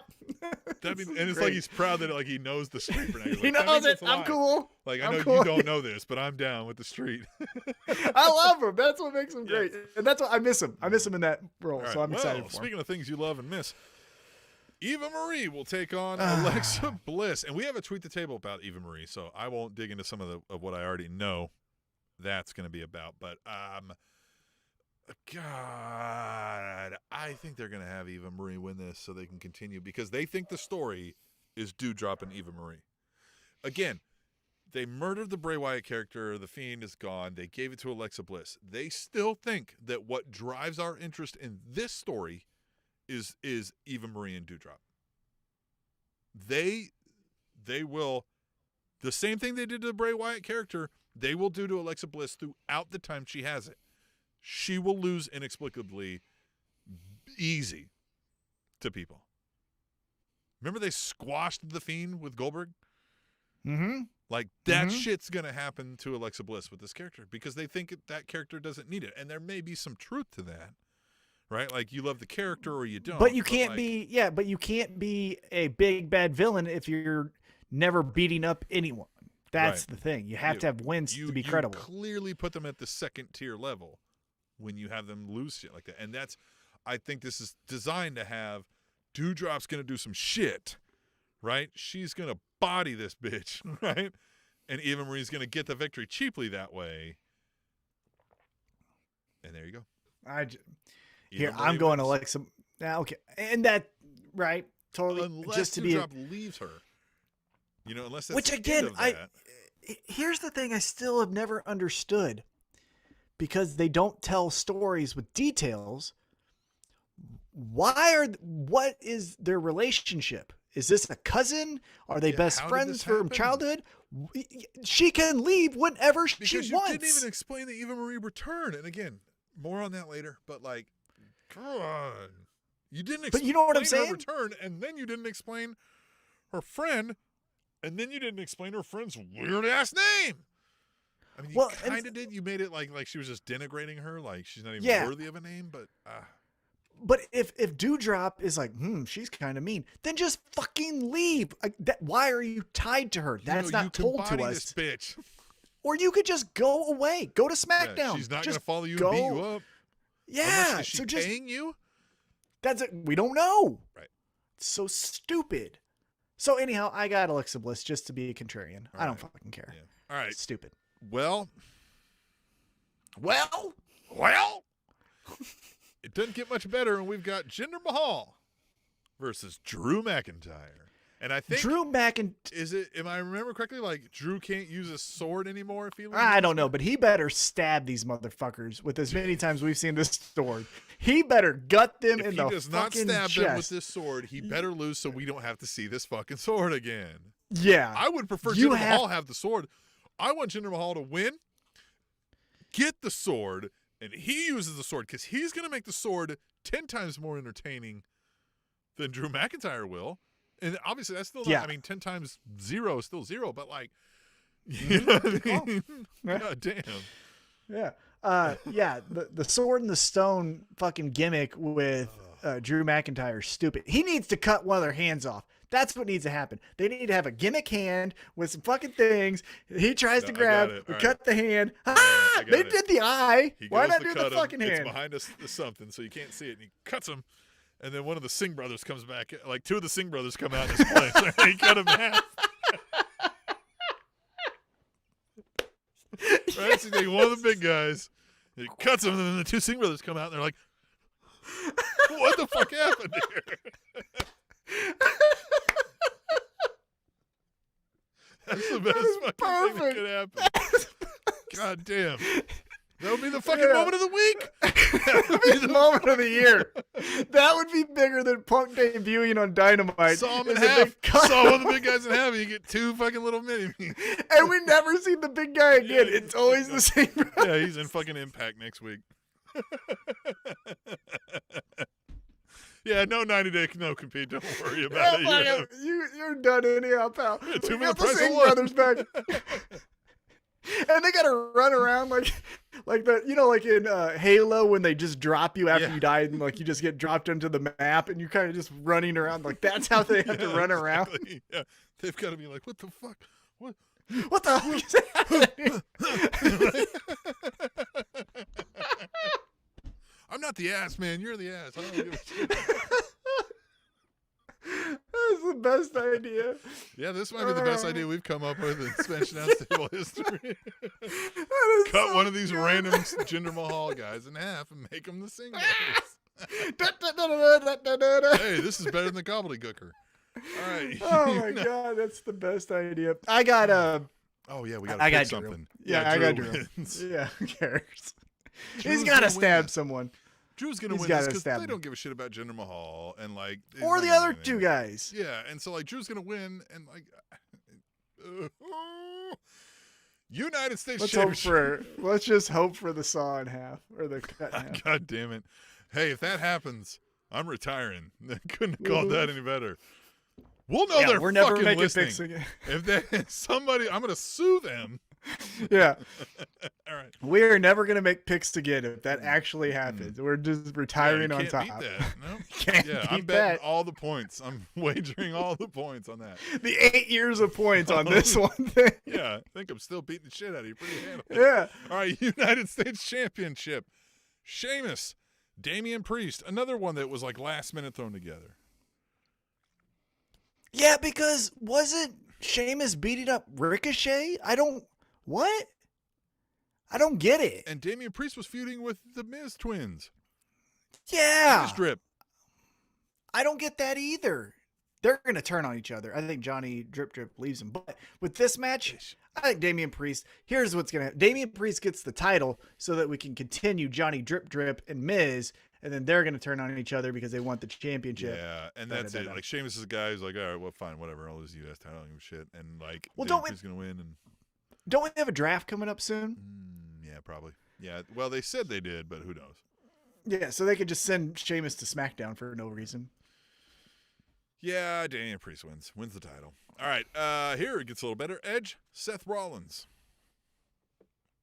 Edge. You can't have Edge come back, and so he won the Royal Rumble, and since then he has just got his ass kicked the entire time. Like, he has to get a win on his own. Because it was... Yeah, because then the natural regression is Seth Rollins just gets angry and he's still the same character and he's just delusional and he goes crazy on someone else and it doesn't really hurt that character. So, yeah, right. Edge wins. Now, I know Edge had victories over Randy Orton and then he won that feud, but like since he's been on SmackDown, he hasn't done shit. But again, I think you're right. I think we're thinking of how WWE does things, and that's right.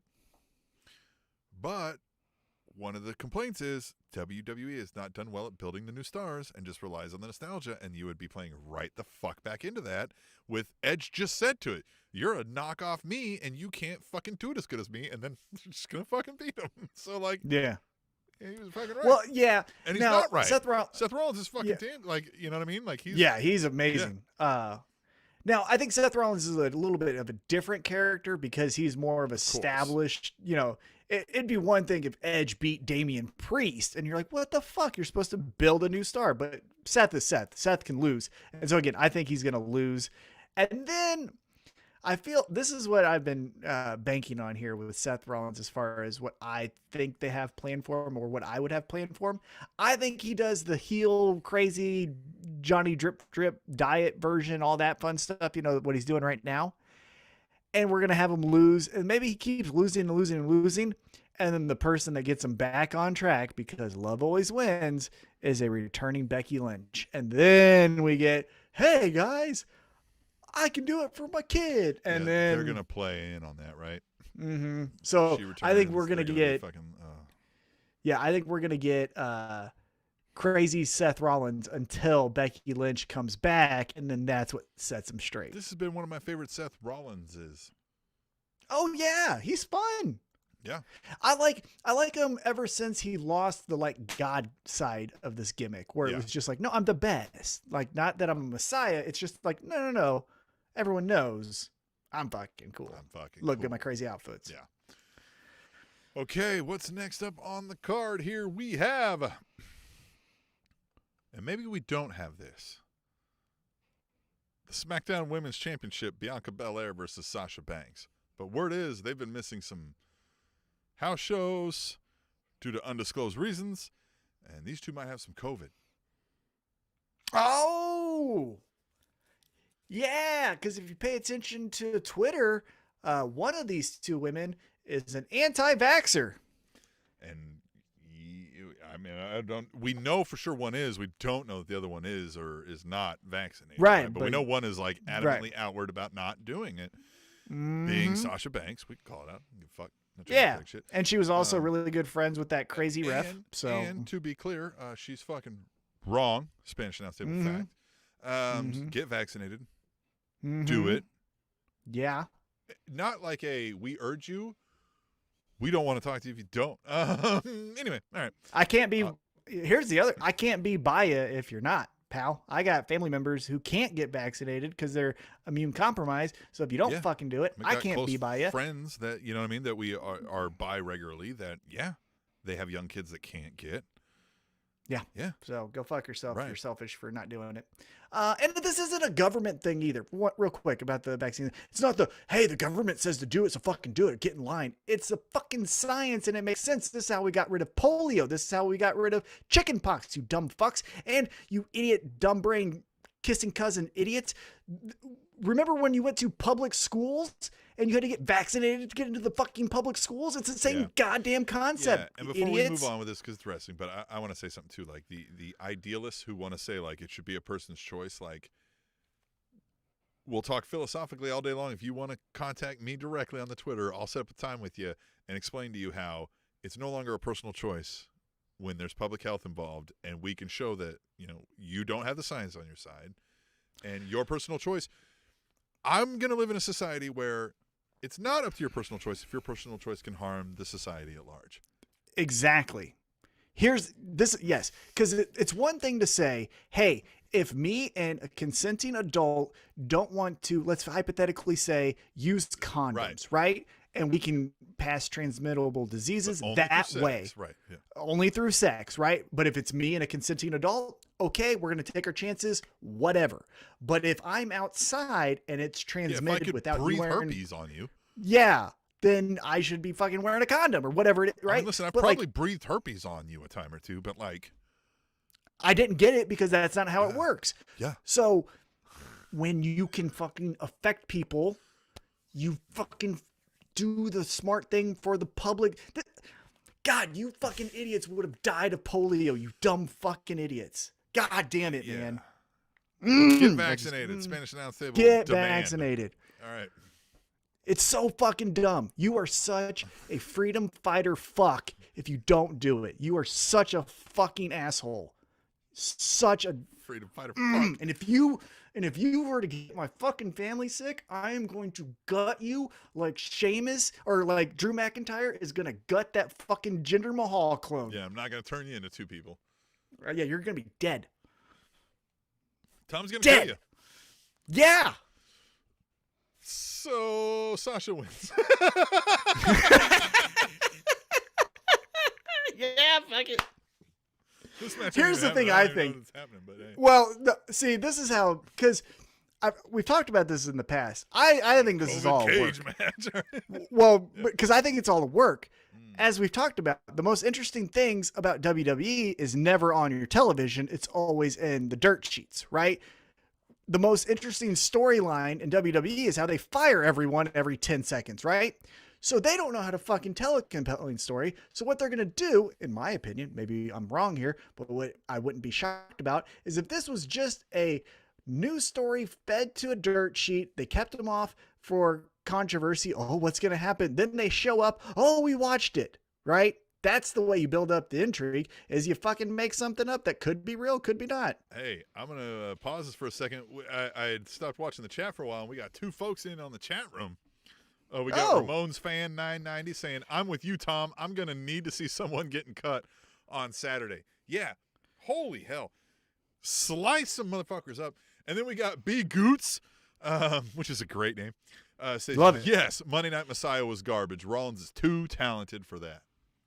Like, it had good elements to it, but it was too much of the same note. It was always, but I am it's like a crappy version of Miro.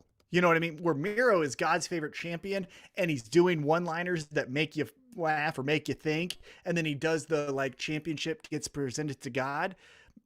Seth Rollins was just doing like, hey, God told me that I'm the best. So yeah, I'm the best. And it's like, okay, that works 1 week, but you got to do more. So That's why I thought it didn't work. Okay. All right. Speaking of not working, the Usos versus the Mysterio family here. Man, this should be so good on paper.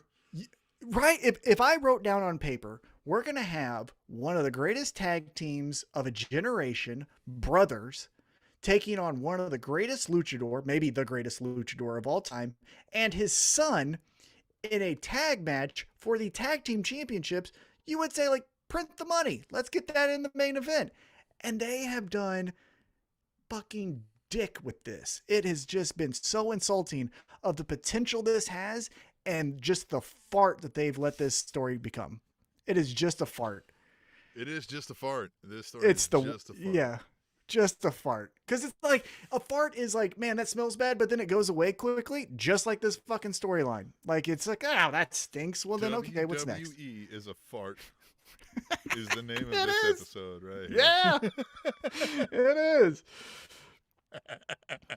I got the Usos. Yeah, the Usos are totally winning this. God damn, they're dumb if they give it. Man. Nope. Not again, not unless you wanted to be creative. Nope. Yeah. No. All right. Let's move on. Nope. Decline. Yeah. Bobby Lashley versus Goldberg for. Man, and they saw Goldberg go out the first time, give that horrendous performance on a promo, and then decided to get in the microphone again. I don't know, man. I don't get it. Another thing where he's saying the same thing. He's saying it again. Yeah. He has a son, and he wants to do it for his son. Who fucking cares? Cool. So with that premise, give Rey Mysterio the next shot because he has a son and he wants to do it for his son. I saw this thing. It was a meme where it showed like somebody was like, Goldberg's doing it for his son. And then somebody was like, Hook would beat the shit out of this kid. Yeah. Yeah, he'd murder this fucking kid. Taz and Hook versus Goldberg and that little kid. Oh my God. I would pay to just see just that. I would pay pay-per-view price to see just that. Because Taz and Hook are going to go real. Like, they're not going to fucking... Yeah, they're going to try to really fucking hurt you. There's a switchblade in somebody's fucking boot. What I saw on Twitter that made me giggle is Goldberg said, I'm doing this for my son. And then immediately underneath it, it was Brock Lesnar walking up to Heath Slater saying, I don't give a shit about your son. Or I don't give a shit about your kids. Yeah. Like, that's what I feel. That was the best.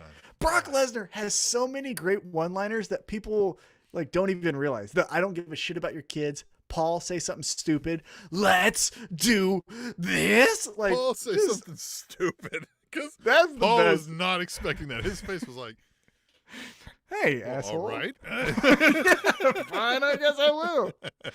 I planned on it. Thank you very much. When he realized that he was the Money in the Bank holder and he didn't have to cash it in for another 12 months, and he starts hitting Paul Heyman over the head with the papers. Stupid was great because I don't even think he knew he was going to say it because he broke himself. He started chuckling. He's like, Paul, say something stupid. You couldn't even finish it. God damn, Brock. I love it. God, we got to get sound clips back in here. All right. Lashley? Yeah. Goldberg loses everything. When's the last time he won a match? He lost to Braun. So help me. He lost to Drew. Dude, they can't have Goldberg win the fucking... Come on. No. All the work they've done for Lashley, they cannot wipe it away with a Goldberg shows up, gives 3 terrible promos, and fucking... By the way... son fucking in there dancing on his dead body, right? Doing a fucking I agree. dance over him and shit.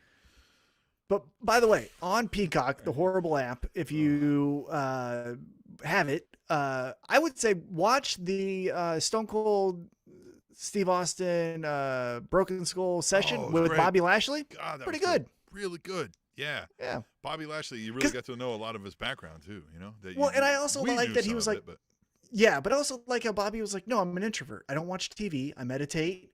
I love to work out. Like, so shut the fuck up if you're wanting more than that, because that's not me. And it's like, okay. Well, I like that he said like he embraced that and like knows how to like use that now, right? Like how to make that. And the Hurt Business, you could tell he's still wants the Hurt Business. When they were talking about it, yeah. It's one of the dumbest moves they've done in recent memory. Like, they didn't go hard enough into it, and then they ended it too soon. Dumb. Again, there is a feeling that I have that WWE, if they did not come up with the character and the idea, they will not let you get it over to a certain point. If you get it over to a certain point, they feel resentful about it. If it's McMahon or whomever, like... So you think because if you caught in the Stone Cold interview with Bobby Lashley was like, so we pitched it, but we never told them we did it in Impact. Do you think they got it through and then someone was like, hey, Vince, by the way, did you know they did this over in Impact? And then he's like, fuck that then. We're breaking them up. You think that's what happened? I mean, I could see that happening, but I just think like, what it's a like petty the Fiend, move. the fucking, who else did this? Zack Ryder was getting over like wildfire back in the day before they caught on to the social media bandwagon. Like, they resent you getting yourself over. They are the content creator. They create the stories and you fill the role. And it doesn't matter if you come up with one that they can make money off of. Like, they are upset. It feels like Vince takes it personal. Stupid. I agree. All right. Well, speaking of stupid, the Raw Women's Championship, Nikki ASH versus Rhea Ripley versus Charlotte in a triple threat match, which I feel like we've done this. I hate this.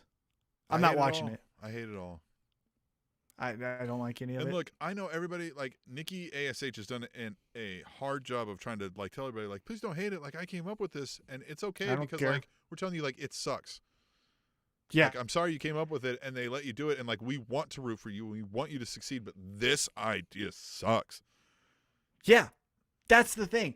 I don't care who came up with anything it. else for you. Yeah. But this sucks.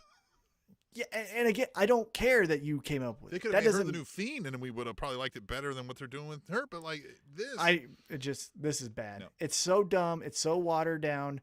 It's no. And it could be fine. Direction. Even if you had this, go fucking hit it. Like if she was taking on the Fiend, who was like really like Alexa Bliss is like murdering people in their sleep, and we need a superhero, but we don't have a superhero, and we get the almost superhero like. There could be things you could do, but you're still not even like, you're just, again, it's sub-level. It's like, I'm almost a superhero, and I just try hard, and everybody goes, yep. Again, this is what I'm talking about. It's kindergartner shit. There's no But here's the subtleties. other thing. It's not like it's a fucking nerd who doesn't get social clues and thinks they're fucking going to be a superhero someday. Like, you know what I mean? So you root for him because you're like, oh, the autistic kid likes fucking, you know what I mean? It's not the Dark Order. It's not the right, Dark Order. Right. The Dark Order is what ASH If this should had a be. Dark Order feel, this would be great. That's what I'm saying. Like, if it was like people pushed her around and she was like, fuck that, I'm going to be a superhero. We'd be like, yeah, you are. But that's not what happened here. I mean, I think that's what they tried to act like was going to happen, but I don't know. Well, but the other thing is an almost superhero where you try hard and fail can't be your champion. That's the other fucking thing that makes no goddamn sense. Because then you are a superhero. Yeah, That's like what you're Bobby the Lashley top said. of the division. The kid in the interview, spoiler alert, said a kid saw him and like didn't speak. Like the mom was like, "You said you're a superhero," because the mom didn't know who he was, and he was like, "Oh, okay." Like, if you win that title and you overcome the odds, you're now the superhero. That's what you're supposed to be teaching the kids. What the almost superhero into a superhero thing is. Dig in, try hard, right? You're supposed to be the comic book representation of the train, say your prayers, eat your vitamins, but like you're still not even doing that right. Like I don't know, whatever. And But the she name wins. is even. Oh, she's gonna win. No, Rhea Ripley. Rhea Ripley. Yeah, she's gonna get the title. Ew. Also, can we talk about how we say Nikki's name is fucking dumb?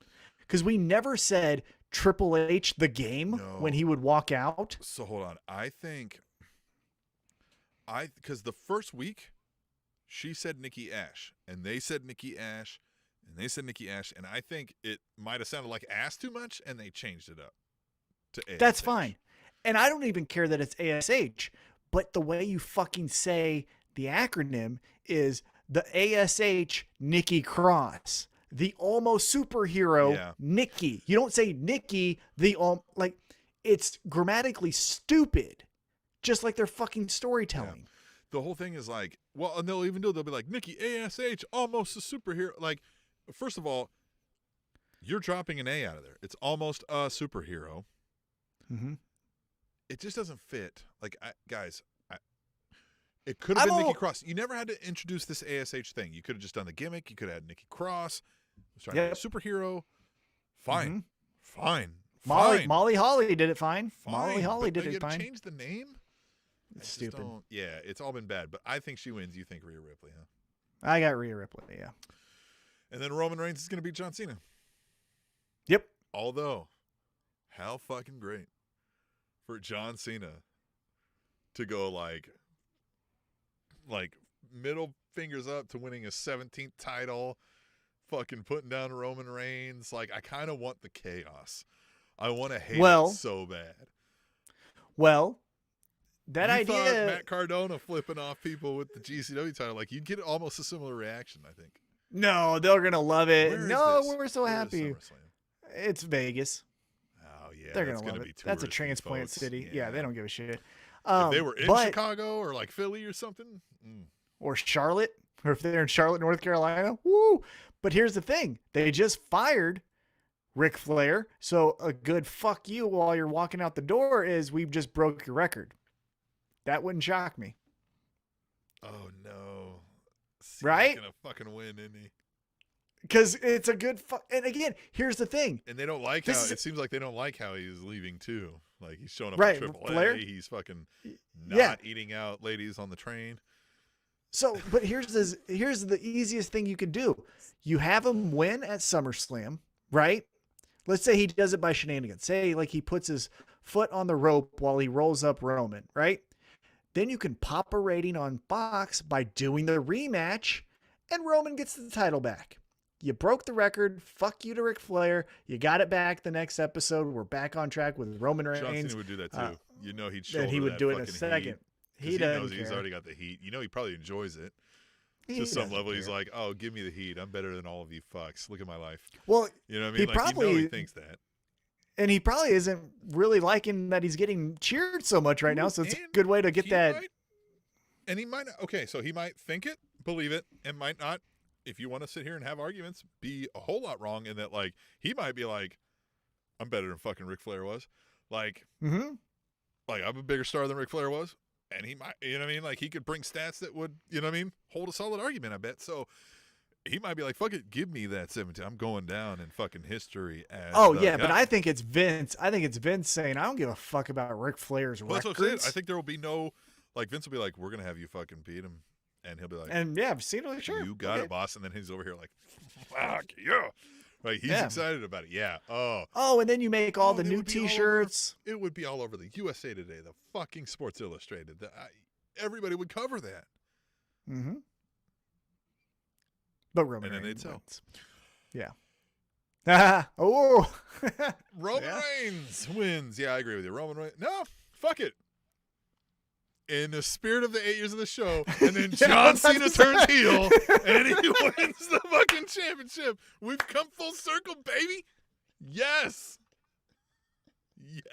And then John Cena turns heel and wins. 8 years later. 8 years fucking Damn, later. God. I was right this whole fucking time. I fucking knew it. I knew it. We just needed to give it a little bit of a blip. An 8-year blip. Just a little bit of it. Do I still get my wagered point now? Yeah, I you get fucking- the point. Who Yeah, was he you get the facing point. back then? Daniel Bryan. Oh, yeah. All right. Okay, well, then let's hit the NXT. NXT's coming over. NXT's probably arguably better still than the main rosters, but they gutted NXT. Hey, but Indy Hartwell proposed to Dexter Loomis.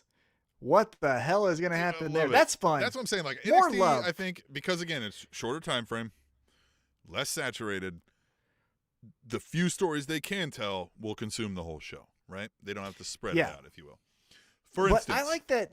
Well, I like that there's love in wrestling. Again, I've always been a big proponent of if you have men and women on the same roster, you need to have someone falling in love, getting married, breaking up, because that's real life.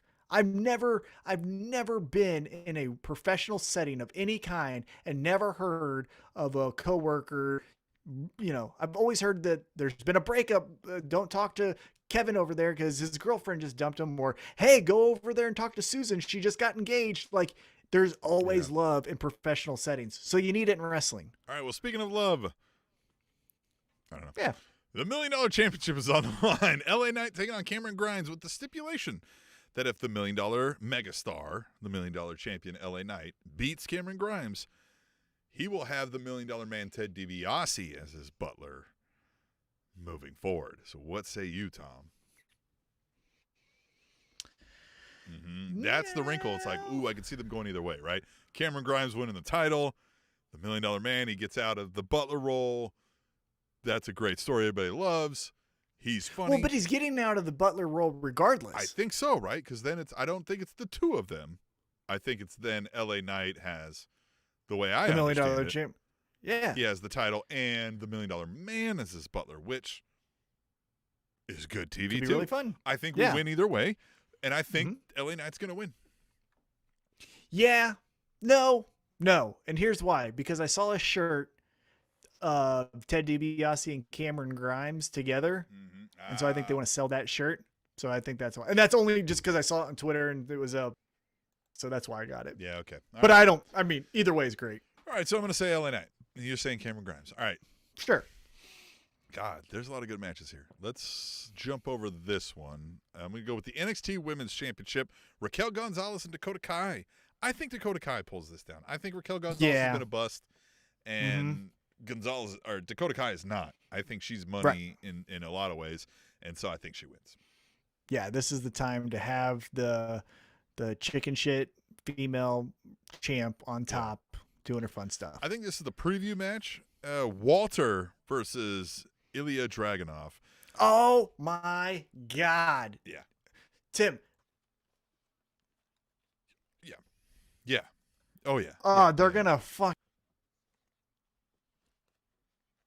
Yeah. I can't wait. Yeah, it's going to be intense. It's going to be a fucking battle. It's going to be a fight, like a legit slap fest up in this fucking thing. I got Walter losing. Yeah, I think so too. We finally. Yeah. This is the final think you're end right. because he's had it for 10 years. He has. And Dragunov's kind of hot right now. Given all you're going to be able to do with him on American TV, in the WWE world. So yeah, I think you're right. I think Dragunov wins this. Yeah, because I think Walter he wins. The crowd's cheering.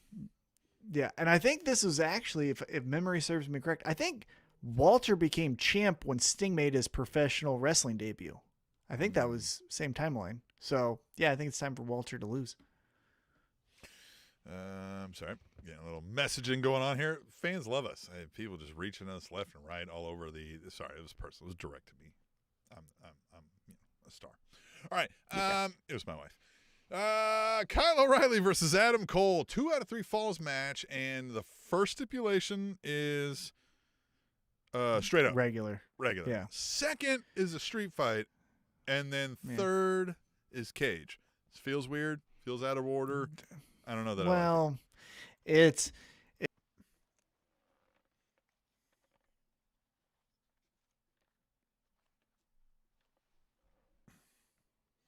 Yeah.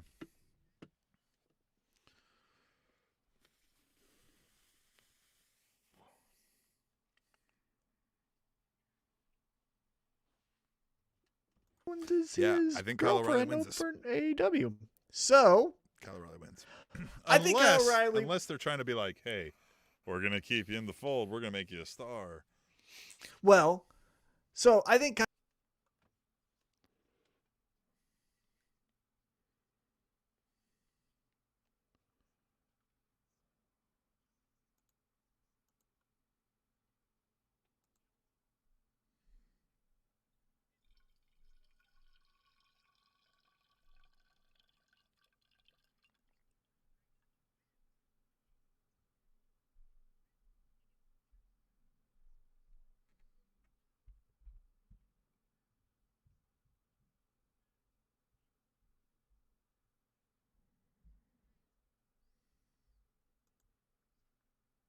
O'Reilly though. Either way, because I think something fun's gonna happen with Adam Cole.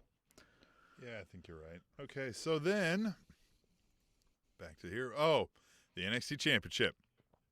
Karrion Kross, Samoa Joe. I think Samoa Joe wins this, and Kross goes up to the main roster.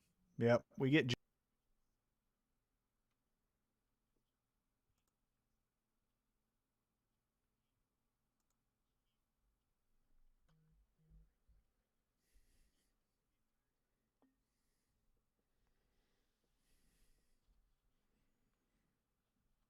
Champion that way, so I love it.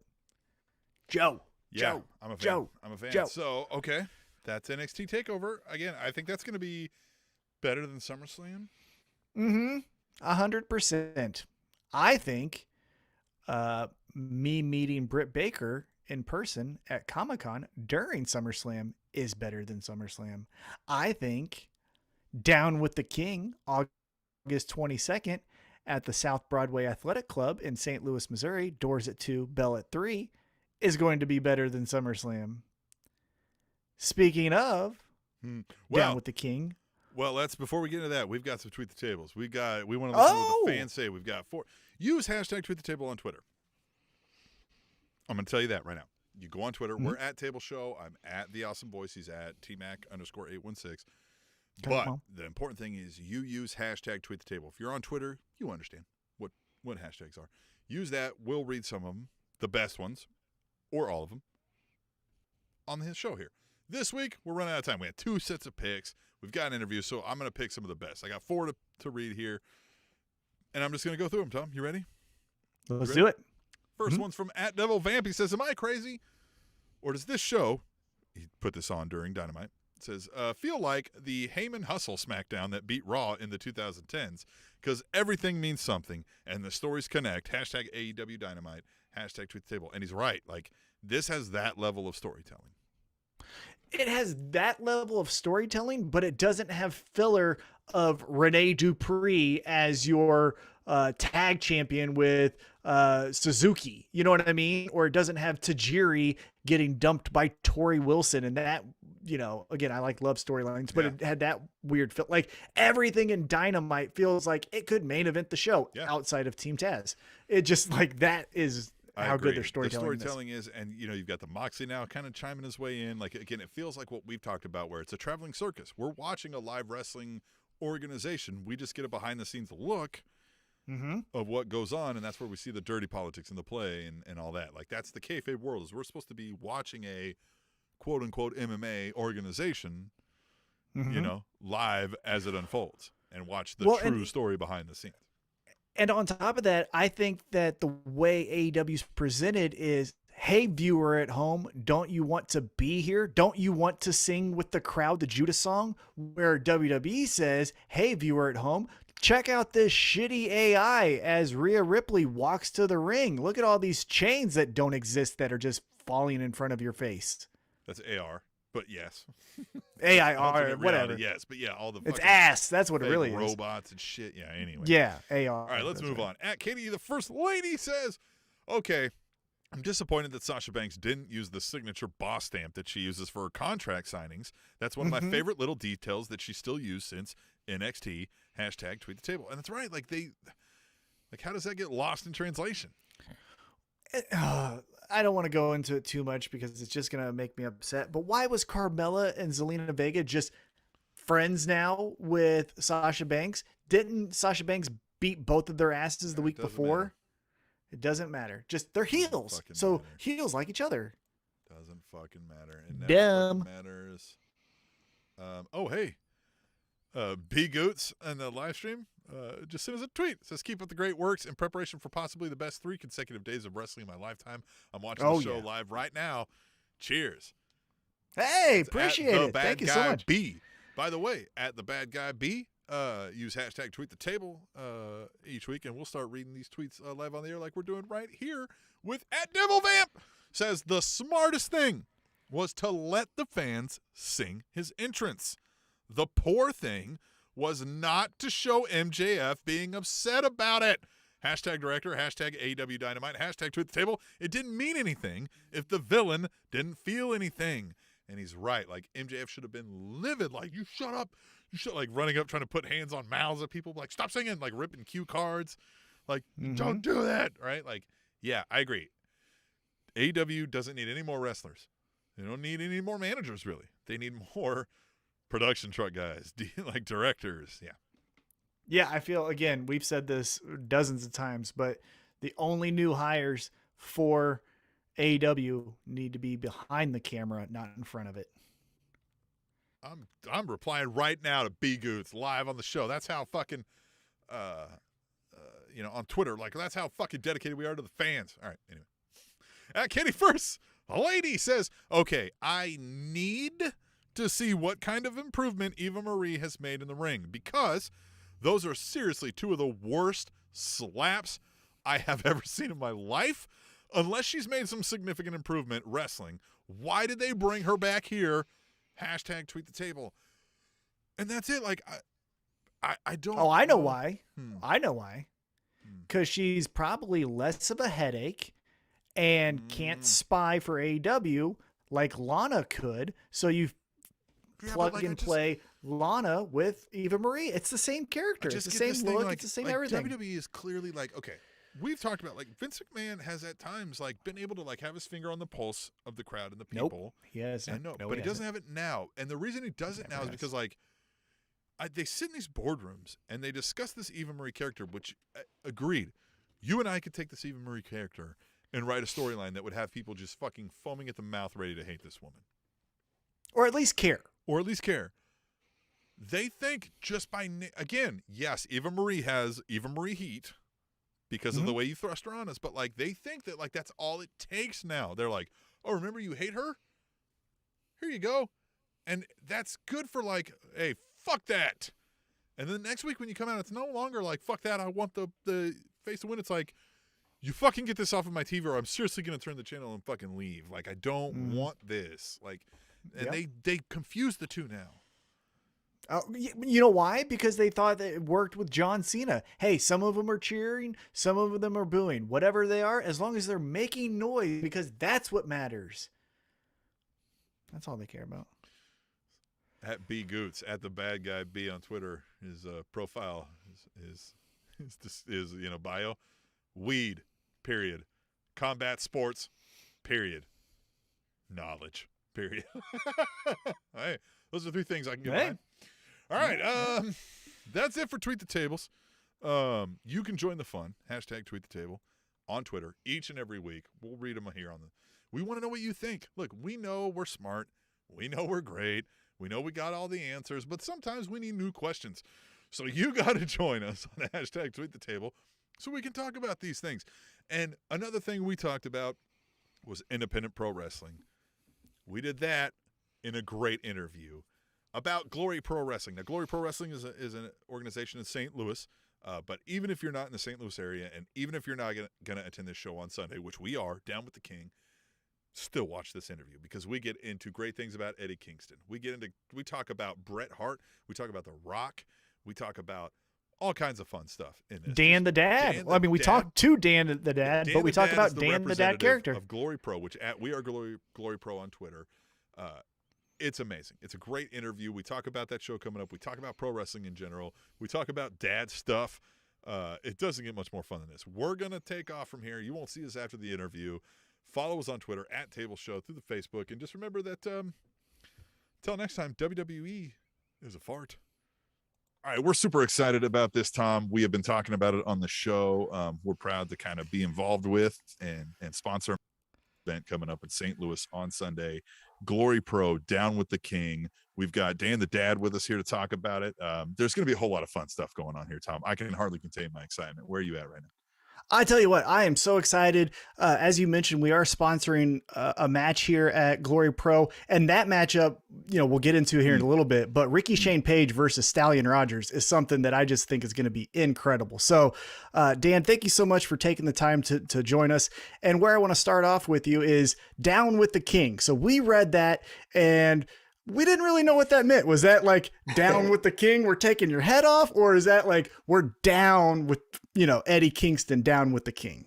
Yeah, it's the latter. Well, it comes from a Run DMC song and album. So we were kind of doing we had named the last few shows after songs, and I don't know why, but it just sort of, the creative juices got flowing, and we were at Eddie Kingston, Run DMC, Down with the King, just kind of a different vibe. The last event was The Heat Is On, so it was a little bit more of an 80s vibe. So this is going to be, I guess, 90s hip hop style wrestling. I don't know. It was a fun, thing to reference, and I'm a big Run DMC fan, so that's where it comes from. But yeah, it's we're Down with the King because we support Eddie Kingston. He's always been one of our guys for a long time, former Crown of Glory champion. He's somebody who did a lot to help Glory Pro kind of get to the next level and evolve. When you were kind of looking for, he's just always been a great veteran who's been like, there's no better locker room leader to have than Eddie Kingston around. And obviously he's gone on to such great things, but we're so excited to have him back, and just kind of be like old times when he was kind of the sheriff around Glory Pro Wrestling. So it's gonna be a good time. Yeah, that I could only imagine is going to be awesome because, we've seen AEW release some backstage footage where he was giving, some pep talks to the locker room. I'm assuming when he was, making every show with Glory Pro, he was kind of doing the same thing, I'm assuming. Oh yeah, absolutely. I mean, he's just always been, he's just a great guy. Obviously in the ring, he's intense, and he's, but behind the scenes, he's always gonna be someone who lifts people up. He's just one of the nicest guys you'll ever meet, and one of the most professional wrestlers in the entire world. For that reason, because he's always looking to, lend a hand and bring others up to his level. And he's done that his whole career. He's been around a long time, and it seems like just now he's finally getting his flowers a little bit. But I think, when it comes to when it comes to a real wrestler and somebody that everyone in the locker room respects, I don't think there's many who command more respect than Eddie. So he's just awesome. He's an awesome guy. I can't wait it's been a while since I've seen him, so I'm excited to see him myself, and everyone else in the locker room is excited to hang out. Yeah, we are excited to see him as well. He's certainly one of our favorites here. We talk about Eddie Kingston quite a bit. What I want to talk about here is, let's say somebody hasn't been to a pro wrestling show in St. Louis. We know of this to be a very impassioned crowd, and a city that loves to see a wide variety of wrestling. We'll call it that, but they love to get loud, get rowdy, get involved. What can someone expect for this? Obviously, we're coming out of a pandemic too, where people have been a little starved for this. For somebody, unexperienced to the St. Louis scene, what can they expect coming to the show? Yeah, I mean, St. Louis has always been a really great scene full of great fans, but it almost seems like recently it's been kind of kicked up another level. I think the scene whether it's Glory Pro or whether it's St. Louis Anarchy or all the other promotions that are in the area are just doing such great work, and fans are starting to notice. And there's the local fans who are obviously they're great, but then there's fans traveling in, from Kansas City, from all over the Midwest and all over. I think this past at our July event, I was looking at those ticket sales come in, and you kind of notice where the address is from. And you're like, wow, this is people from Nebraska and even out to the East Coast and Florida. And like, it's just really cool to see kind of St. Louis becoming like a destination to come see great wrestling. And, especially this weekend, St. Louis Anarchy is on Friday. Our show is on Sunday. Saturday, come see some time to check out the rest of the city. So it would be like a great weekend to come and just check out St. Louis and see some great wrestling and see the city a bit. And it's just really cool to kind of see it becoming almost like a tourist destination for wrestling specifically. So yeah, I mean, I'd be excited to kind of maybe run some more weekends with some of the other promotions just to kind of get people here and checking out the scene. But obviously we love the local fans who have propped us up for such a long time, and I feel like they're kind of starting to get their own reputation, like kind of said, of being a really passionate fan base, and they're like part of the show as well that people are kind of want to come be a part of. So it's been awesome. I think just kind of coming out of the pandemic and getting started again. We're on a really great series of shows since we've got back going out. There hasn't been a single one that hasn't been better than the last one. So it's like our graphics guy, Roger McDonald, the mouthpiece that designs, he will constantly say that every Glory Pro show is the best Glory Pro show. And I think that's a really cool tagline that's kind of just kind of organically developed because we've been, I think, just on a really good string of shows, kind of date back even to like October of last year. Because we were participated in the kind of the makeup collective after Tampa was canceled, and Indianapolis, GCW spun that one up and had a really great event there. And I think it has been kind of riding the momentum since then. It hasn't really stopped. So I'm just excited. I think it's cool to just that everyone's taking notice of not just Glory Pro, but just the entire St. Louis scene, like you're saying. So talk to us a little bit about putting a show together like this. We already mentioned Eddie Kingston. Also, we've got Warhorse. We mentioned Ricky Shane Page, Stallion Rogers. It looks like Jake Something's also going to be on this card. So as a promoter, obviously that's fun, right? Like that almost takes me back to like when you were a kid and you had all your action figures, and it's like, I can just look at all these guys and like put them in a ring. But then tell me a little bit of like the challenging part about putting together a show that has all of this talent. What's the highest of highs, and then what's the challenges of doing a show like this? Luckily, I mean, and maybe this says something about the history of Glory Pro. A lot of our regular talent, your Myron Reed and Jake Something and Rohit Raju, who've gone on to bigger and better things. Obviously, Eddie Kingston has gone on. Is that since they kind of got a start here, they're so willing to come back and still be a part of it because it was a big part of their career. Obviously Stallion Rogers coming back to the Indies, the first place that he wanted to come was to Glory Pro, and that was the first appearance that he made it kind of as a surprise at the end of our last event. So it's challenging to get everyone in, especially when everyone keeps moving up and they're getting busier and their schedules are filling up. But it seems like everyone seems, for the most part, they keep their schedule open for our dates, because I think we're a crew that's stuck together through a lot and always been trying to elevate each other. And a lot of great talents come through Glory Pro that's you'll see on television now. So. Oh, yeah. But yeah, it's cool. They all want to come back and still be a part of it and still keep building it. Because we're all just, like I said, it's just a crew that's been together for a long time. So it's, it's always going to be challenging to work with everyone's schedules to kind of get that same level of talent that the fans are used to. But, so far it's not too terribly challenging. It's not, we don't really need to convince anyone to come, especially just St. Louis in general. You just got folks that want to come here because they want to, not because they're just being booked or someone's reaching out to them that wants to, they're making an effort to come to the city. So there's challenges, of course, with just kind of getting everybody in, but for the most part, especially with the great crew that we have, when that first match goes on and that bell rings, that show runs itself. Everyone's such a pro. Everyone's especially for me, since I also wrestle on the shows in addition to promoting, it makes it a lot easier for me when you've got a crew of such professional talent who are able to just do their job.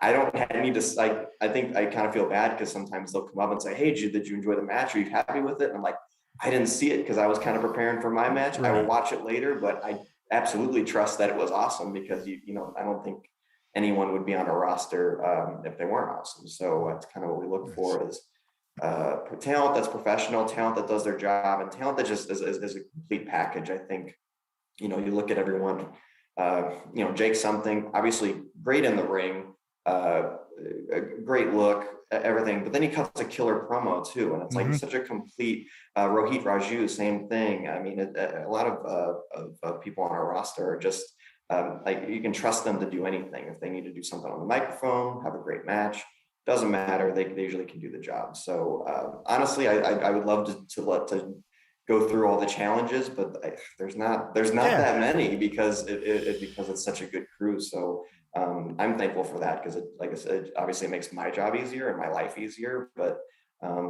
everything just goes smoothly and it just ends up being a good time. And once the show's over, I know I feel that sense of relief that it went well again. So it's like haven't really had any shows where we were, at least not for a while, where we were disappointed in anything or anything like that. And that's just thanks to the crew. That's not a testament to us running the show. That's the wrestlers. That's the talent. They're just so good at what they do. And you spoke earlier about everybody's got, it's hard to get a bunch of these folks on the same page to get them in on the same day. And there's a lot going on and people are busy. And certainly a dad knows that better than anybody. I mean, you've got to get some mowing in. You've got to get some grocery running going on. You got to pick kid up from practice. You got all that going. I got to check some work emails. So did you think that you were like, I'm going to create a wrestling character that's going to be the most over with 40, 50-year-old dudes. I'm going to be the star of the show. I'm going to be signing a lot of autographs on some New Balance. Did that come about, or were you just like, this is the plan from the beginning? This is the idea. It was organic. I think it just, as I got older, I've been in wrestling for about 7, almost 8 years now. And when I started my career, I was the millennial Danny Adams, and I was kind of like a cocky, young, brash heel. But then I turned 27, 28 years old, and then you don't feel like such a young, cocky dude anymore. You start to notice you're not dressing as cool. You're not. You're a little bit more responsible.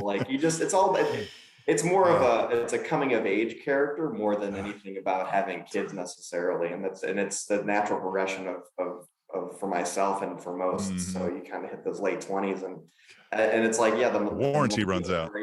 Is becoming parents now and kind of growing up. So it's just sort of rode that wave into the next stage of life. And then, the character just kind of evolved with it because it fits. I wear hats and I wear high socks and I wear comfortable clothes because I don't care what anybody thinks about me. So. Yes. Yeah. The dad spirit is that. It's like, what do I care if that guy thinks about my shoes? I'm busy. I've got stuff I got to get done. He's not helping me get this stuff done. He's not coming over to help me mow. I don't care what he thinks about my shoes. How about that? I love it. It's instantly connected. You can buy $100 shirt or you can buy a $10 shirt. It's just a shirt, man. Or the same thing with the shoes. You can buy $100, $200 pair of shoes or those $35 New Balance do the exact same job. So it's I don't know. You get to a certain point where you just don't care about that stuff anymore. And whether you got kids or not, I think anyone, you start to feel like a dad at a certain point. Oh yeah. Definitely. But they it's say, best to lean into it. Yeah, they say crank it up to 11, right? That's the best way to really get it going.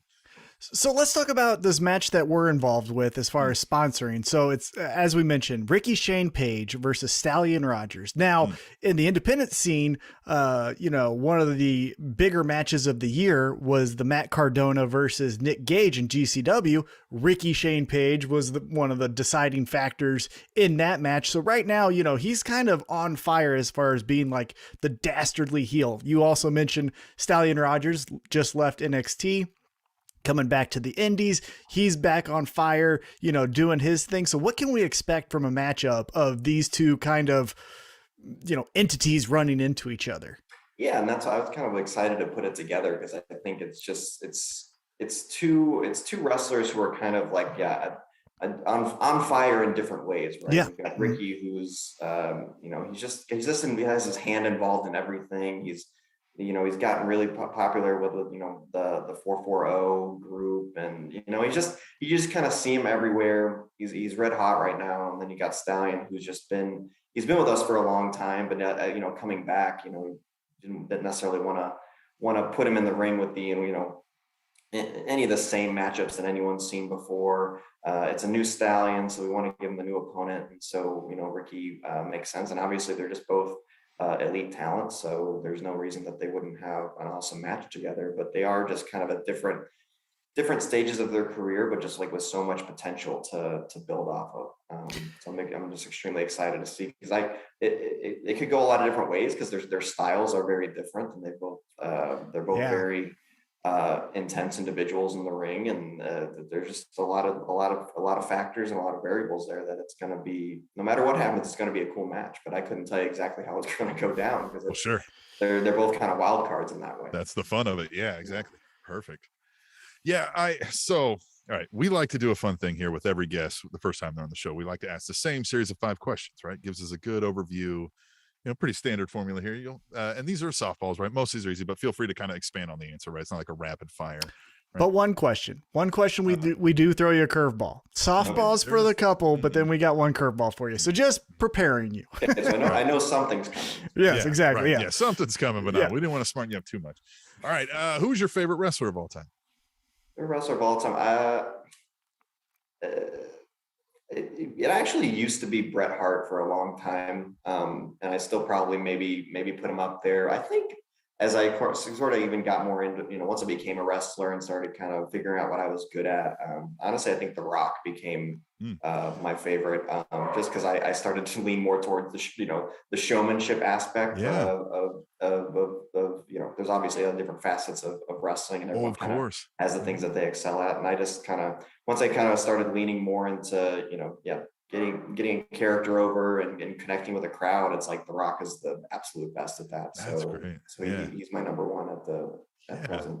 I don't know that we've necessarily, we've heard like a Bret Hart's, your Shawn Michaels, we get your Ric Flairs and that kind of thing. And I don't know that somebody off the top of my head, somebody's answered The Rock. And that's almost a shame, because you're right. I mean, probably even if you're going to say he's not the best at any one thing, like you can't argue that he's not top 5 to top 10 of a lot of things. So how are you going to not put him in one of the best of all time? Yeah, one of my favorite things in just in the ring, is just being able to look out at a crowd and just kind of feel their energy and get and the Rock could do that with a single. He just looked, and then people knew it was I want to give this guy all of my energy. I want to get behind him, and that's.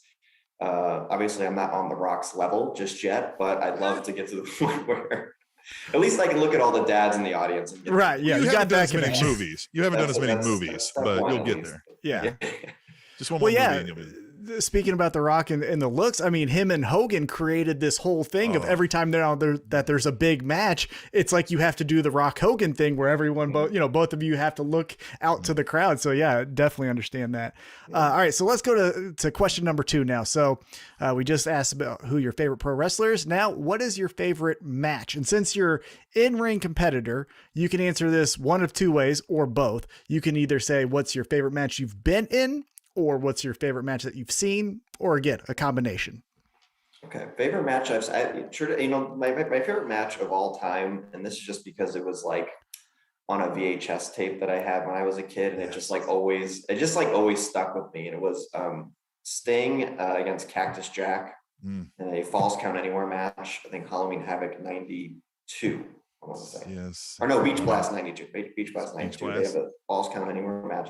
Yeah. And I couldn't really tell. I mean, I was just always grew up just as a huge fan of Sting and Mick Foley, just because you just have those matches that, I grew up as a wrestling fan. I can't exactly say there's one moment that I became a wrestling fan. It was always something in that my dad and my brother enjoyed. So it just was always in the house. So I didn't like discover wrestling or anything, but it's kind of one of those matches where I just remember, I just always remember watching. I watched it probably seen that match 150 times, just from it being on a VHS tape that I would play over and over again. And it's a great match, and I go back and watch it to this day, and it's good stuff. But I think they covered that in the A&E biography of Mick Foley. I think they covered like that feud. Yeah, I think he considered that like his best match, or one of his like really top 5 or something. Yeah, really good.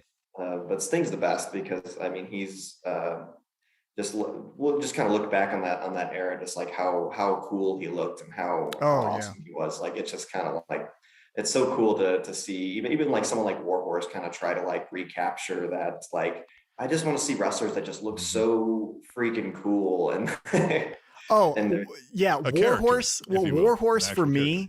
Warhorse for me is like the best combination of like Sting and the Road Warriors like had a love child. It would be Warhorse. Like I just love everything about the guy. Great compliment. Yeah, he's the best. I love everything that Warhorse is doing right now. All right, so this one is, and we get this one answered a multitude of ways too. We usually ask who's your biggest influence in the industry, and some people will answer that like who personally influenced them, or maybe just kind of who they took things from. So we'll leave that up to you to kind of however you took that, but biggest influence in the industry. Gosh, I mean, I feel like I've been around, like I started my career around Ring of Honor a lot. And that was like about 2014. Yeah. So at that time you had Adam Cole and Kyle O'Reilly and ACH and Kyle O'Reilly, especially when he was based in St. Louis. He was based here about when I started. And so he had a hand in training me a bit, and definitely someone I learned a lot from in terms of like, he's obviously like great in the ring. He's got a great mixed martial arts background, great strikes, great submissions. But you watch Kyle and like the way that he would like just like his emotion and his character that he shows, in addition to just like being like great at the technical aspect of everything, is something that I took a lot from him.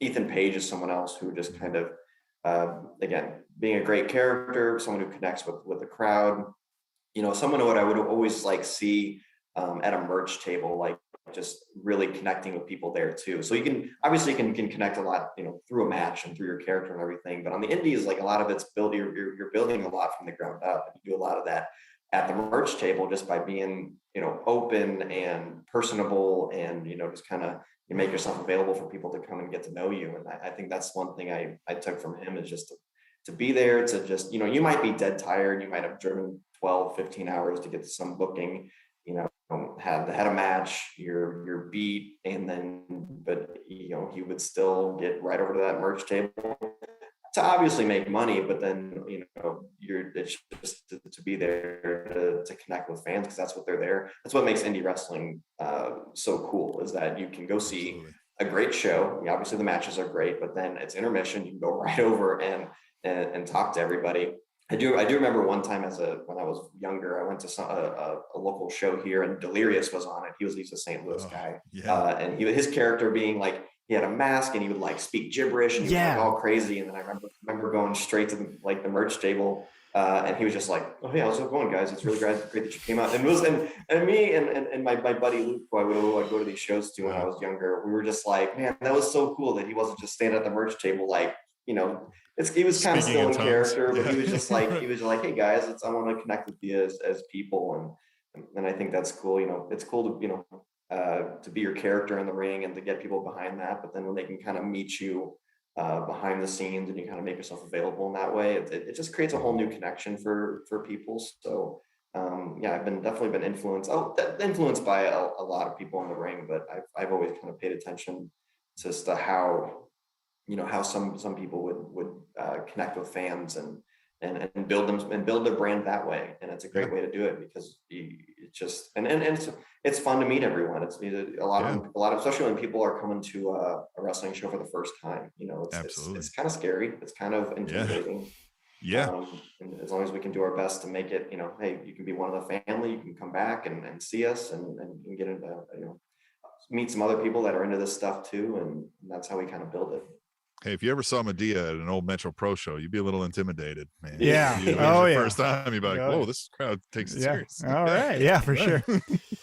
All right, so let's move into question 4. So this one gets a little bit inside baseball. So obviously there's pro wrestling terms like babyface, heel, things of that nature. So what is your favorite pro wrestling term? Favorite pro wrestling? I use the term gimmick way too much in regular life. Yeah. Where people don't know what I'm talking about. Yeah. Like, obviously, if you're a wrestling person, you understand the gimmick. The gimmick can mean like I've got my phone gimmick right here. I've got my, but everything. But anything can be a gimmick. But then I overuse that term, and people are like, "What is a gimmick?" I'm like, "It's a thing. It's just that chair right there is a gimmick. Go sit here. Go sit on the gimmick." I don't know. Yeah. It's usually when you said gimmick twice in the sentence that people are like, "All right, what?" Yeah. Yeah. But it's also kind of like a bat call, because if someone says the word gimmick and you don't know that they're a pro wrestling fan, you're like, "Hey, wait a minute. Mm-hmm. Hey, so you throw something else at them." Right? Yeah, exactly. You're like, so tell me, like, WrestleMania 3, you know anything about that? And you're like, okay, all right, like now we can start to have a conversation. Yeah, definitely. That's good times. All right, so this is the curveball one, right? It's not even a question, but branding, right? With Cinco Preguntas is what we call the 5 questions, right? So we can't call it 4 questions in a hypothetical situation, but that's what we have for you here.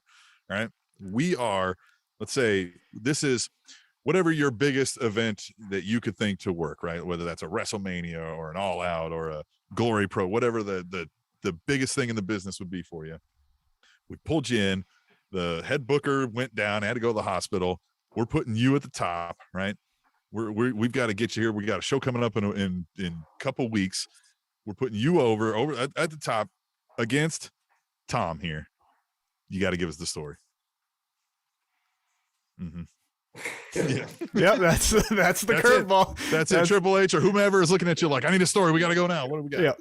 So it's me against Tom, and we need a story to tell as to why we are. Yep. Okay. Yep. Why do we care? Why am I going to buy this pay-per-view now? Yeah, that's a good question, because maybe some bookers don't consider that enough. So we need a reason that these two are.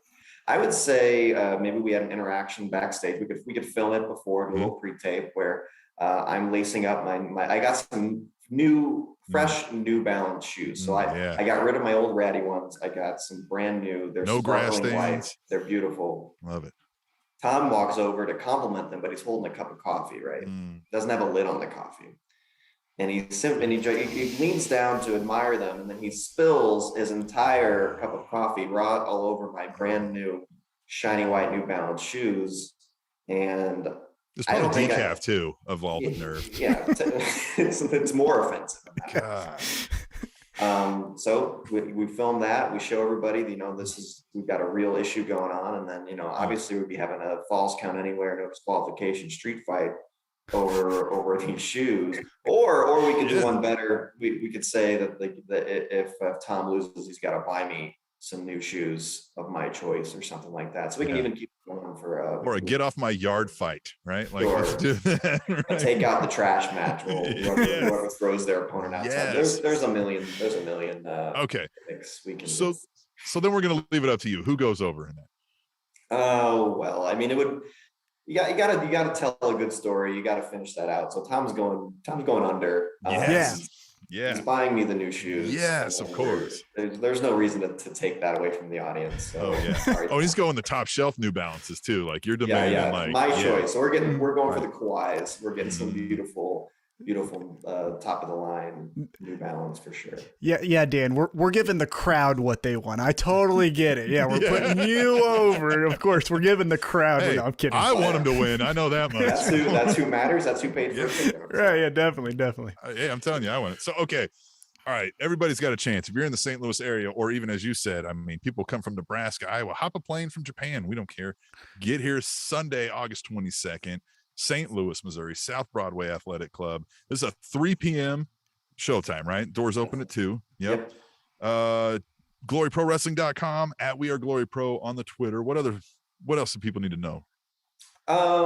That's about it. I mean, it's just tickets are still available. We got cheap kids tickets too. We're a family show, so $10 for kids tickets, and which makes me happy because I like putting on a family show. I don't know that there's that many real big family shows in independent wrestling anymore, just because everything's kind of gone more towards being a little bit edgier. I mean, not that we don't do our best to put on an exciting show. But it helps to get dads in the audience when you're going to be Dan the Dad too, right? Exactly. So it's fun for the whole family. So tickets are still available. We got plenty of room.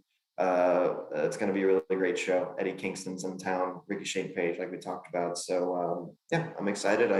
I would love for some new folks, especially from the Kansas City area, to come check us out. I know there's always some cars that come along from them. You probably find someone to ride with, honestly, because there's probably somebody coming from the KC area, just like you guys. Right. So I think you about covered it though. Yeah, if anybody wants to drive us, we're willing to. Yeah, we'll totally take. Yeah. There you go. Yeah, I have a good podcast list. I tell you what, St. Louis and back, I got you covered. Anyone who wants to take our, we can, we can, definitely. All right. Well, hey, listen, we will let folks check out the website and do all that stuff, man. We appreciate you coming on. We will see you there on site, and we'll talk again soon. Awesome. I appreciate it, guys.